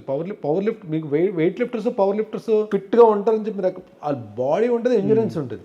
అంటే ఇక్కడ నాకు క్వశ్చన్ ఏంటంటే సార్, నాకు డౌట్ ఏంటంటే క్వశ్చన్ కూడా కాదు, 97 అనేది ఆల్మోస్ట్ పిచ్చ రోజులు అని చెప్పొచ్చు. ఆ రోజులు అక్కడ అప్పట్లో ఏంటంటే కమ్యూనికేషన్ డివైజెస్ కానీ ఇప్పటిలాగా ఇంటర్నెట్ కానీ ఒక అవేర్నెస్ కానీ ఏం లేవు. ఇప్పుడంతా ఫోన్లోనే వచ్చేసింది, ప్రతి ఒక్కరికి ప్రోటీన్ అంటే ఏంటో కూడా తెలుసు. ఇప్పుడు అప్పట్లో ఏం తెలియదు. అలాంటి టైంలో అసలు ఆ ప్రొఫెషన్ వైపు వెళ్ళాలి ఆ పవర్ లిఫ్టింగ్ వైపు వెళ్ళాలని మీకు ఎలా అనిపించింది? నా సర్కిల్ అందరూ కూడా చాలామంది జిమ్ బ్యాచ్ అండి అందరూ. నా ఫ్రెండ్ సర్కిల్లో చాలామంది క్లోజ్, మా childhood friends, from the beginning నుంచి చైల్డ్హుడ్ ఫ్రెండ్స్ అందరూ కూడా. అందరు మంచి బాక్సర్స్ ఉన్నారు, హెల్తీ కమ్యూనిటీ మెయింటైన్ చేస్తారు. మంచి బాక్సర్స్ ఉన్నారు, మంచి వెయిట్ లిఫ్టర్స్, మంచి బాడీ బిల్డర్స్ ఉన్నారు, అలాగే మంచి తాగుబోతులు ఉన్నారు, మంచి గొడవలు చేసే వాళ్ళు ఉన్నారు. అందరూ మంచి బ్యాచ్ ఉన్నారు. అంటే అలా అని మంచి బాగా చదువుకునే వాళ్ళు కూడా ఉన్నారు. వీళ్ళు ఉన్నారు కానీ నేను ఈ వీళ్ళతో ఎక్కువ బాగా క్లోజ్ అయిపోయాను. అంటే యూజువల్గా మీ కైండ్ ఆఫ్ బ్యాక్గ్రౌండ్ ఉన్న వాళ్ళకి ఏంటంటే రెండు రకాల థాట్స్ ఉండే ఆ టైంలో నాకు తెలిసినంత వరకు. ఏంటంటే ఒకటి ఈ స్పోర్ట్స్ వైపు వెళ్దామని చెప్పేసి, లేదంటే ఈ పర్టికులర్ బ్యాక్గ్రౌండ్ అడ్డం పెట్టుకుని ఒక మంచి గవర్నమెంట్ ఏది సక్రమంగా చేయలేదు, జాయిన్ అవుదామని చెప్పేసి. ఏది కంప్లీట్ అంటే ఇక్కడ దీని అంతు చూద్దాం అని చెప్పి ఏది అంత సీరియస్ గా తీసుకోలేదు. పవర్ లిఫ్టింగ్ గోల్డ్ మెడల్ కొట్టిన సాధించాము. ఢిల్లీ సీఎం వరకు వెళ్ళి అవార్డు తీసుకునేంత ఎలా ఢిల్లీ ఛాంపియన్స్ అవార్డు ఇది చైలాసవసరవంతికి. చైలాసవసరవంతి చేసే టైంలో ఢిల్లీలో తెలుగు అకాడమీ ఉంది. అప్పుడు ఉగాది పురస్కారాలకి మూవీస్ నుంచి ఒకరిని, టీవీ నుంచి ఒకరిని పిలిచారు వాళ్ళు. అది అప్పుడు షీలా దీక్షిత్ చీఫ్ మినిస్టర్ గారు, ఆవిడ చేతుల మీదుగా అవార్డు అనమాట. అప్పుడు సినిమా నుంచి ఆనంద్ సినిమా, అప్పుడు ఆనంద్ సినిమాకి ఆనంద్ సినిమాలో హీరో ఆనంద్ కదా, రాజాకర్ హీరో రాజాని శేఖర్ కమ్మల్ గారిని పిలిచారు ఆనంద్ సినిమా నుంచి. టీవీ నుంచేమో నన్ను పిలిచారు ఆ టైంలో. అప్పుడు స్రవంతి బాగా పీక్స్ లో ఉంది. పవర్ లిఫ్టింగ్ లో స్టేట్ రిప్రజెంట్ చేశారు. ఆ తర్వాత పవర్ లిఫ్టింగ్ అనేది నేను ప్రాక్టీస్ చేసి కొట్టాను నేను గోల్డ్ మెడల్. ఇది చైలాసవసరవంతి ఢిల్లీ చీఫ్ మినిస్టర్ అవార్డు తీసుకుంటానని చెప్పి నేను ఎక్స్పెక్ట్ చేయలేదు. నాకు ఒకరోజు సడన్ గా కాల్ వచ్చేటప్పటికి నాకే షాక్. నాకు ఒక చిన్న ఇంటర్లింక్డ్ క్వశ్చన్ సార్. సో నాకు తెలిసి మీరు అన్ని సాటిస్ఫాక్టరీ రోల్సే చేశారు. ఆ వచ్చిన రోల్స్ అన్నిటితో మీరు ఒక కైండ్ ఆఫ్ సాటిస్ఫాక్షన్ ఉంది, సేమ్ టైం మంచి చేశారు, రికగ్నైజేషన్ అంతా ఉంది. కానీ ఎప్పుడైనా అనిపించిందా నేను ఇది కాదు ఇంకొంచెం ఫార్ బెటర్గా ముందుకెళ్ళి ఉంటే బాగుండేదేమో, ఇది నేను పడిన ఎఫర్ట్స్కి పెట్టిన ఎఫర్ట్స్కి ఇంకా వెనకాల ఎక్కడ ఉన్నానేమో, ఇంకా ముందుకెళ్ళి ఉంటే బాగుండే ఎప్పుడైనా అనిపిస్తుందా మీకు? ఒక పెద్ద ప్రొడక్షన్ హౌస్లో చాలా పెద్ద కాస్టింగ్ తోటి ఒక 30 days షూట్ చేసిన తర్వాత కొన్ని అనివార్య కారణాల వలన ఒక పెద్ద డైరెక్టర్ దానికి స్క్రీన్ ప్లే చేస్తూ అది ఎటు కాకుండా ఆగేటప్పటికి ఆ డైరెక్టర్ గారికి చిన్న పెయిన్ ఉంటుంది, దాంట్లో చేస్తున్న మెయిన్ ఆర్టిస్ట్ కూడా పెయిన్ ఉంటుంది. ఆ మెయిన్ ఆర్టిస్ట్ నేను. ఆ డైరెక్టర్ గారి పేరు నేను అక్కడ చెప్పకూడదు కాబట్టి నేను చెప్పట్లేదు నేను. బట్ అది నిజంగానే బయటకు వచ్చుంటే డెఫినెట్గా నాకు టీవీకి చైలాసవసరవంతి ఎంత పేరు తెచ్చిపెట్టిందో మూవీస్లో నాకు అది అంత మంచి బ్రేక్ ఇచ్చేది నాకు. బట్ బ్యాడ్ లక్ అది బయటికి రాలేకపోయింది. ఒక్కటైతే నిజం అండి, నా ఏజ్ నెంబర్ తీసి పక్కన పెడితే నేను ఎన్ని సంవత్సరాలు ఇక్కడ ఇండస్ట్రీలో ఉంటానో తెలియదు కానీ, బట్ బిగ్ స్క్రీన్ మీద స్మాల్ స్క్రీన్ మీద భరణి మంచి ఆర్టిస్ట్ అని చెప్పి అనిపించుకొని ఎలాంటి క్యారెక్టర్లు చేసి అంత బిజీ అయ్యానో బిగ్ స్క్రీన్ మీద కూడా డెఫినెట్లీ ఐ డూ దట్. నేను 100% అది చేయకుండా మాత్రం ఇండస్ట్రీ వదిలేతే వెళ్ళను నేను పక్కా. అంటే ఇప్పుడు డేట్స్ ఇష్యూ వల్ల ఒక మంచి రోల్ మిస్ అయిపోయానే అని రిగ్రెట్ ఏదైనా ఉందా మీకు? సీజన్ 3 అంటే మిస్ అయిపోయిన బాధ లేదు, కొన్ని రీజన్స్ వలన season 3 season 4 Bigg Boss miss అయ్యాను. సీజన్ 4 అంటే మొత్తం అంటే కన్ఫర్మేషన్ అయితే రాలేదు. మా ఫస్ట్ టాక్స్లోనే అది వేరే రకంగా నేను అవ్వదని చెప్పాను. బట్ సీజన్ 3 మాత్రం కొన్ని రీజన్స్ వల్ల నేను ఈ జర్నీ కూడా మిమ్మల్ని ఎప్పటి నుంచో వెంటాడుతుంది, మీరు వద్దనుకున్నా కూడా. అసలు మీ దృష్టిలో సక్సెస్కి డెఫినేషన్ ఏంటి? Success in life or success in career? Both. Success in life అయితే మన టర్మ్స్ అండ్ కండిషన్స్ తోటి మనం బతకడం ఉండే, విత్ పీస్ ఆఫ్ మైండ్, ఎవరి మీద డిపెండ్ అవ్వకుండా. ఒకరికి మనం హెల్ప్ చేసే పొజిషన్లో మనం ఉండాలి, మన అనుకునే వాళ్ళ కోసం మనం నిలబడే పొజిషన్లో మనం ఉండాలి, మన విషయంలో మన అమ్మ ఎప్పుడు హ్యాపీ ఫీల్ అవ్వాలి. నా దృష్టిలో సక్సెస్ అది. మన అమ్మ అయితే ఎప్పుడైతే కొట్టేవరా అని చెప్పి మాట అన్నారో ఆ రోజు మనం సక్సెస్ కొట్టినట్టే. మనం కొట్టేవని మనం అనుకుని డబ్బాలు కొట్టుకోవడం కాదు. జన్మనిచ్చిన తల్లిదండ్రులు నా బిడ్డ ప్రయోజకుడు అయ్యాడు, నా బిడ్డ నేను అనుకున్న సాధించాడు అని వాళ్ళ కళ్ళల్లో ఎప్పుడైతే ఆ హ్యాపీనెస్, ఆ సాటిస్ఫాక్షన్ చూస్తాము, మనం ఎవ్వరికీ బర్డెన్ అవ్వకుండా మన టర్మ్స్ అండ్ కండిషన్స్ మనం ఎప్పుడైతే మనకు కొన్ని ఓన్ టర్మ్స్ అండ్ కండిషన్స్ ఉంటాయి కదా, వాటితో ఉండి పీస్ ఆఫ్ మైండ్ తోటి ఉంటాము, ప్రశాంతంగా ఉంటాము, లైఫ్ మనకు నచ్చినట్టు ఎప్పుడైతే లీడ్ చేస్తామో, ఎప్పుడైతే హెల్దీగా ఉంటామో, that is a true success. Career పరంగా ప్రతి మనిషికి కొన్ని డ్రీమ్ క్యారెక్టర్స్ ఉంటాయి, కొన్ని డ్రీమ్ రోల్స్ ఉంటాయి, కొన్ని డ్రీమ్ కాంబోస్ ఉంటాయి. కాంబో అంటే గుర్తొచ్చింది, లైఫ్లో ఎప్పటికైనా ఈ వ్యక్తితో త్రూ అవుట్ ఒక క్యారెక్టర్ చేయాలి అనే ఆశ మీకు ఎవరితో ఉంది? మెగాస్టార్. నిద్రలో లేపి జల్లకొట్టి లేపి అడిగినా సరే that is with megastar. Megastar అంటే అది పిచ్చండి అంతే. అంటే నేను ఒక్కడనే దాని కాదు, ఇంకా అంత చాలామంది ఆయన్ని ఇన్స్పిరేషన్ తీసుకునే వచ్చిన వాళ్ళు ఇండస్ట్రీకి అందరూ కూడా. ఏమరి అంటే లక్కీగా నేను ఆయనతో వర్క్ చేసే అవకాశం 2 సార్లు చేశాను. ఒక లెజెండరీ వ్యక్తిని 20-30 సార్లు కలవడం అంటే మామూలు విషయం కాదు. అవును. అది విశ్వంబరలో కాంబినేషన్ లేదు, కాంబో లేదు, అది వేరే సెటప్లో ఒక చిన్న క్యారెక్టర్ చేశాను. But in future definitely I get a chance to work with megastar. మేము మరి లక్కీగా భగవంతుడు ఆశీర్వదించాలని కోరుకుంటున్నాను. కొన్ని డాట్స్ని కనెక్ట్ చేద్దాం సార్. ఇప్పుడు దాకా మీరు మాట్లాడినట్లు చాలాసార్లు మదర్ గురించి తీసుకొచ్చారు. సేమ్ టైం మీరు ఇందాక చెప్పారు ఫినాన్షియల్ ఇండిసిప్లిన్ అనేది బిగినింగ్లో ఉండేది, కొన్ని హ్యాబిట్స్ అది ఇది అన్నారు. ఇక్కడ ఒక చిన్న పర్సనల్ క్వశ్చన్ ఏంటంటే, యాజ్ అ సన్గా మీ మదర్ హ్యాపీగా ఫీల్ అవడం అనేది మీకు ఎంత ఇంపార్టెంట్, యాజ్ ఎ ఫాదర్గా మీరు ఒక 2 ఆడపిల్లలకి తండ్రి, సో వాళ్ళ దృష్టిలో అసలు మీరు ఎలా ఉందో అనుకుంటున్నారు యాజ్ ఎ ఫాదర్గా? What you want to become in వాళ్ళ పర్స్పెక్టివ్ ప్రకారం? లైక్ లైఫ్లో చాలా అప్స్ అండ్ డౌన్స్ చూసారు మీరు. వాళ్ళకి అడిగిందల్లా ఇవ్వగలిగాను, కానీ సర్టన్ ఏజ్ వరకు నేను ఏది షేర్ చేసుకోలేకపోయాను వాళ్ళతోటి. టైం లేక there are so many reasons అండి. Maybe because of my profession చేయడం వాళ్ళకి అంటే ఆ ఫాదర్ అటాచ్మెంట్ అనేది కొద్దిగా ఒక్క స్టేజ్ వరకు కొద్దిగా తక్కువే పాపం వాళ్ళకి. అంటే అందుబాటులో ఉండేవాడిని కాదు. But I know what they last. వాళ్ళు ఎక్కడ ఏది పోగొట్టుకున్నారో నాకు తెలుసు, నాకు క్లియర్గా. నాకు ఆ పెయిన్ అయితే ఉంది. అంటే వాళ్ళు చిన్న పిల్లలుగా ఉన్నప్పుడు మీరు ఇప్పుడు దూరంగా ఉండిపోయింది. లేట్ నైట్ షూట్ అయ్యి ఇంటికి లేట్ నైట్ కాదు, వాళ్ళు వైజాగ్లో ఉండేవారు పాపం, నేను ఇక్కడ హైదరాబాద్లో ఉండేవాడిని. అంటే మీరు ఇంటికి వెళ్ళిన నిద్రపోతున్నప్పుడు కనిపిస్తే మీ ఫీలింగ్ ఎలా ఉండేది ఆ టైంలో? వర్క్ టెన్షన్ వలన, లేదంటే మరి లేకపోతే ఆ టైంలో నా మైండ్ సెట్ మరి ఏంటో నాకు ఇంపార్టెన్స్ అన్నది తెలుసు, కానీ ఏమో ఎక్కడో తెలియని ఒక చిన్న నెగ్లిజెన్స్ అయితే ఉండేదండి. నేను ఇప్పుడు నేను ప్రౌడ్గా చెప్పగలను, I'm a good father, I'm a good husband and good son అని చెప్పి. But before I was a very bad father, very bad husband. అంటే నేను ఎప్పుడు ఎవరిని బాధ పెట్టలేదు, ఎవరిని ఇబ్బంది పెట్టలేదు. అంటే వాళ్ళని అర్థం చేసుకోలేకపోయాడు నేను. అది తప్ప ఎప్పుడు నేను ఎవరిని ఇబ్బంది పెట్టలేదు, నా వల్ల ఎవరు బాధపడలేదు కూడా.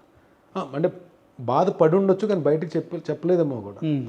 బట్ అంటే నాకు అది నిజం, వాళ్ళు అంత బాధపడుతున్నారని కూడా నాకు తెలియదు. అది తెలిసే టైంకి టైం గడిచిపోయింది. బట్ ఇప్పుడైతే ఆ రిగ్రెట్స్ ఉన్నాయి కానీ ఇప్పుడు మేబీ చేసి ఏదైతే పొరపాట్లు ఉన్నాయో అవన్నీ సరిదిద్దుకొని కరెక్ట్గా దీంట్లో వెళ్ళడానికి నేను ట్రై చేస్తున్నాను. They are very happy, daughters ఇద్దరు కూడా. అండ్ బాగా చదువుకున్నారు. అంటే ఇంకొకటి, నేను ఇంత చేసినా ఎక్కడ వాళ్ళ స్టడీస్ మాత్రం ఎక్కడ వాళ్ళకి కావాల్సినవన్నీ నేను ఇన్ని స్ట్రగుల్స్లో ఇన్ని బాధలు పడ్డా, ఇంత డబ్బులు పోగొట్టుకున్నా, బట్ వాళ్ళని ఎక్కడ నేను వాళ్ళ చదువులు కానీ వాళ్ళ కంఫర్ట్ జోన్ కానీ ఎప్పుడు నేను తక్కువ చేయలేదు. నేను ఎక్కడ దగ్గర నుంచి తీసుకొచ్చైనా సరే వాళ్ళకి మంచి బాగా చదువుకున్నారు ఇద్దరు కూడా. పాప ఇంజనీరింగ్ గ్రాడ్యుయేట్, ఒక పాప MBA చేస్తున్నారు. ఇద్దరు మంచి పొజిషన్లో సెటిల్ అయ్యారు. సరే, ఇప్పుడు మీరు అన్నారు బ్యాడ్ ఫాదర్ అని చెప్పేసి. నేను ప్రీవియస్గా ఒక స్టేట్మెంట్ విన్నాను, మీరు చెప్పింది I'm not that much good actor అని చెప్పి ఎక్కడో ఒక ఇన్సెక్యూరిటీతో మీరు ఎప్పుడో ఒక చోట అన్నారు. ఎందుకు ఎవరైనా మిమ్మల్ని ఏమన్నా క్రిటిసైజ్ చేశారా యాజ్ యాక్టర్గా, లేదంటే ఏంటి నేను అంత గ్రేట్ యాక్టర్ కాదు అని మీ దగ్గర నుంచి వచ్చింది ఒక స్టేట్మెంట్ ఒకసారి, బ్యాడ్ యాక్టర్ అన్నట్టు ఒకనొక టైం? అంటే ఫ్యూ సిచ్యువేషన్స్ ఎలా అయిపోతాయంటే, ఒక్కొక్కసారి మన తప్పులు కాకపోయినా సరే I don't want to reveal the name. అంటే నేను ఒక లొకేషన్లో ఒక హీరో, ఈ ఆర్టిస్ట్ని ఎందుకు పెట్టారు, ఇతను తీసేయండి అన్న సందర్భాలు కూడా ఉన్నాయి. సినిమాలో చాలా టాప్ హీరో, చాలా పెద్ద హీరో. అక్కడ సిచ్యువేషన్ వేరు. అక్కడ నా తప్పు లేదని చెప్పి డైరెక్టర్ గారికి కూడా తెలుసు. కానీ హీరో అనేటప్పటికి పక్కన చాలా మంది జూనియర్ ఆర్టిస్టులు కూడా ఉన్నారు. వాళ్ళు ఏమన్నారంటే, బర్నీ గారు మీరు టీవీలో అంత బాగా చేస్తున్నారు కదా, టీవీలో మీకు మంచి పేరు ఉంది కదా, ఎందుకండి ఈ రోల్స్కి వస్తున్నారు సినిమాలకి, ఇక్కడ ఇలాగే ఉంటుంది అని చెప్పి.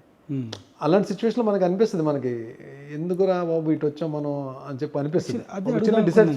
కానీ ఇంకొక ఏంటంటే డైరెక్టర్ గారు నాకు సపోర్ట్గా నిలబడ్డారు. లేదండి ఈ క్యారెక్టర్ బర్నీ చేయగలనే నేను పెట్టాను నేను బర్నీ అని చెప్పాను. అంటే అలా సపోర్ట్ చేయలేదు అనుకోండి, డెఫినెట్గా ఆ రోజు మనం కంపల్సరీ మనం లొకేషన్ వెళ్ళిపోవాల్సి వస్తుంది. అంటే మూవీస్ మీద మీకున్న ప్యాషన్ ఏంటి? ఎందుకంటే త్రూ అవుట్ సీరియల్స్ని మీ మీద నడిపించుకున్న వ్యక్తి మీరు, అలాంటిది ఇక్కడ చిన్న చిన్న క్యారెక్టర్స్ కూడా చాలా చేశారు. అంటే అప్పుడు అసలు మీ ఫీలింగ్ ఏంటి? ఇప్పుడు సేమ్ ఆ జూనియర్ ఆర్టిస్ట్ అడిగిన అట్టే క్వశ్చన్ మిమ్మల్ని. అంటే అది మనకు తెలియదండి. ఇప్పుడు సినిమా అనేటప్పటికి పొలవమని వెళ్ళిపోతాం మనం. అది ఒక్కొక్కసారి ఫస్ట్లో ఏంటి, మనం స్టార్టింగ్ కెరీర్లో టీవీ చేస్తున్నప్పుడు మంచి కాప్ రోల్ చేస్తావు అని చెప్పంటే మనం ఏంటి మంచి ఫిట్గా ఉండి కొంచెం బందోబస్తు ఉండేది, కాప్ రోల్ ఏంటంటే వేసుకుని యూనిఫామ్ వేసుకుని ఎరగదీసేద్దాం అని చెప్పి వెళ్తాం మనం. తీరా చూస్తే ఏంటంటే అక్కడ 100 మంది పోలీసులు ఒక పోలీస్ ఎక్కడ ఉంటాం మనకు తెలియదు. మనకి క్యాప్ పెట్టుకున్నా తెలియదు, క్యాప్ తీసినా తెలియదు. కరెక్ట్, అదే మనకి. కాకపోతే ఎక్కడ బాధ అనిపిస్తుంది అంటే, but we have to face that. భోజనం లంచ్ టైంలో ఏమవుతుందంటే 200 మందితో పాటు మనం ప్లేట్ పట్టుకుని లైన్లో నిలబడాలి భోజనం గురించి.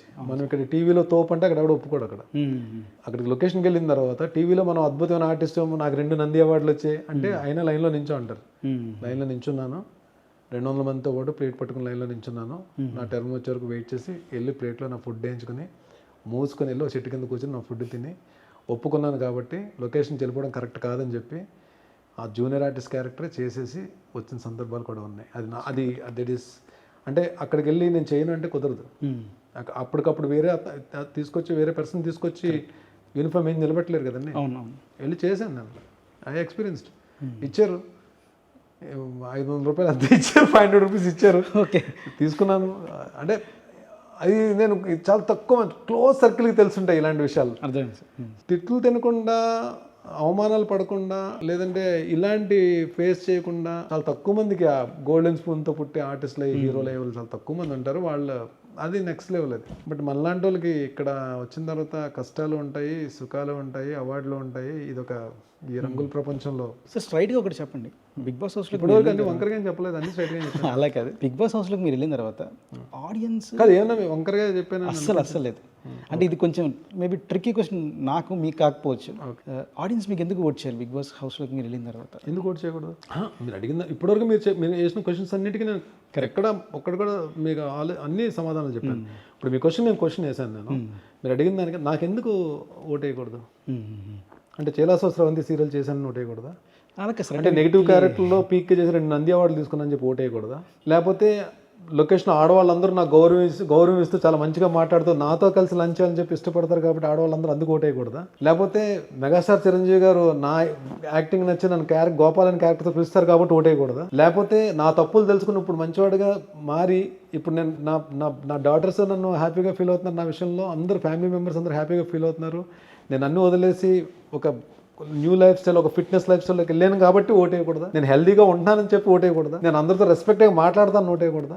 నేను ఇంతకు ముందులాగా కోపం తెచ్చుకోకుండా, ఇంతకు ముందులాగా ఎవరు పడతారు గొడవలు పడకుండా, ఆర్గ్యుమెంట్స్ చేయకుండా కామ్గా ఉంటున్నానని ఓట్ వేయకూడదా? దేనికి ఓట్ వేయకూడదు చెప్పండి? అన్నిటికీ ఓట్ వేయచ్చు 100%. అయితే అక్కడ ఫిట్నెస్ ఇన్ని రీజన్స్ చెప్పినా సరే, ఇన్ని మనం మాట్లాడుకున్నా సరే, ఆ పాయింట్లో సర్టెన్ పాయింట్లో మనం ఎలా రెస్పాండ్ అవుతాం, ఎలా రియాక్ట్ అవుతాం అన్నదే డిసైడింగ్ పాయింట్స్. కానీ ఆడియన్స్ మనకు నచ్చేది కానీ నేను నా బెస్ట్ ఇవ్వడానికే వెళ్తాను. నేను అక్కడ నన్ను వరస్ట్గా చేసే, బెస్ట్ నుంచి వరస్ట్గా చేసే ఫ్యాక్టర్స్ చాలా ఉంటాయి.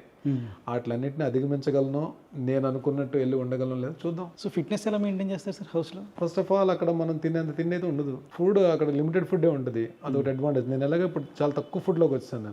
నేను నేను చాలా క్యాల్కులేటెడ్గా తినడంలోకి వచ్చాను. ఆల్మోస్ట్ ఒక 2 years నుంచి నా డైటే మొత్తం డైట్ ప్లానే వేరు. చాలా ఈవెన్ సార్ కూడా, నాగబాబు గారు, మేమందరం కూడా వెరీ స్ట్రిక్ట్ డైట్లో ఉన్నాం. సో అక్కడికి వెళ్ళిన తర్వాత మినిమం ఎక్విప్మెంట్స్ అయితే ఉంటాయి. అంటే మన జిమ్లో ఉన్న ఎక్విప్మెంట్స్ అంతా మిషనరీ లేకపోయినా మినిమం ఎక్విప్మెంట్స్ అయితే ఉంటాయి. వెయిట్ అయితే పుట్టాన్ అవ్వం, 100% షూర్. మధ్యలో ఫిజికల్ టాస్క్లు ఉంటాయి. మార్నింగ్ నిజంగా మనకు మంచి మూడ్ ఉంటే వర్కౌట్స్ చేసుకోవచ్చు. హెవీ ఫుడ్ ఉండదు. ఇంకేముంటుంది మనం ఫిట్నెస్ జోన్లోకి కావాల్సింది 100% మనం వెయిట్ అయితే పుట్టాన్ అవ్వకుండా వస్తామండి. ఇంకా వెయిట్ తగ్గుతాం తప్ప వెయిట్ పుట్టాన్ అవ్వం. కొంచెం జాగ్రత్తగా ఉంటే ఫిట్నెస్ని కాపాడుకోవచ్చు. స్ట్రైట్ అవే ఆడియన్స్కి బిగ్ బాస్ హౌస్లోకి వెళ్ళిన తర్వాత ఇప్పుడు ముందు మీరు ఏం చెప్దాం అనుకుంటున్నారు? నెగిటివ్ యాంగిల్లో స్క్రీన్ మీద చూసినట్టు బర్నీని చూడడానికి ప్రయత్నించకండి. నేనేంటో బిగ్ బాస్ హౌస్లో మీకు తెలుస్తుంది, 100% మీకు తెలుస్తుంది. ఒకవేళ నిజంగానే మీకు నచ్చానంటే మాత్రం దయచేసి ఎంకరేజ్ చేయండి అందరూ కూడా ప్లీజ్.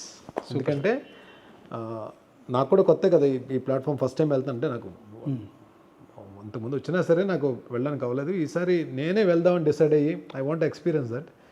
బట్ నేను మీకు ఏమాత్రం నచ్చినా, మీకు నచ్చినట్టు నేను హౌస్లో ఉన్నా, దయచేసి తెలుగు ఆడియన్స్, తెలుగు ప్రజలందరూ కూడా నన్ను సీరియల్స్లో ఎలా ఆదరించారో ఈ బిగ్ బాస్ హౌస్లో కూడా ఆదరించి గెలిపిస్తారా ఏం చేస్తారా అనేది your decision end of the day. But నేను మీకు నచ్చే విధంగా ఉండడానికి నేను 100 సాయశక్తిలా ప్రయత్నిస్తాను. ఇది మాత్రం take my word. Super sir, that's it for today. Thank you thank you very much. Thank you అండి. Thank you.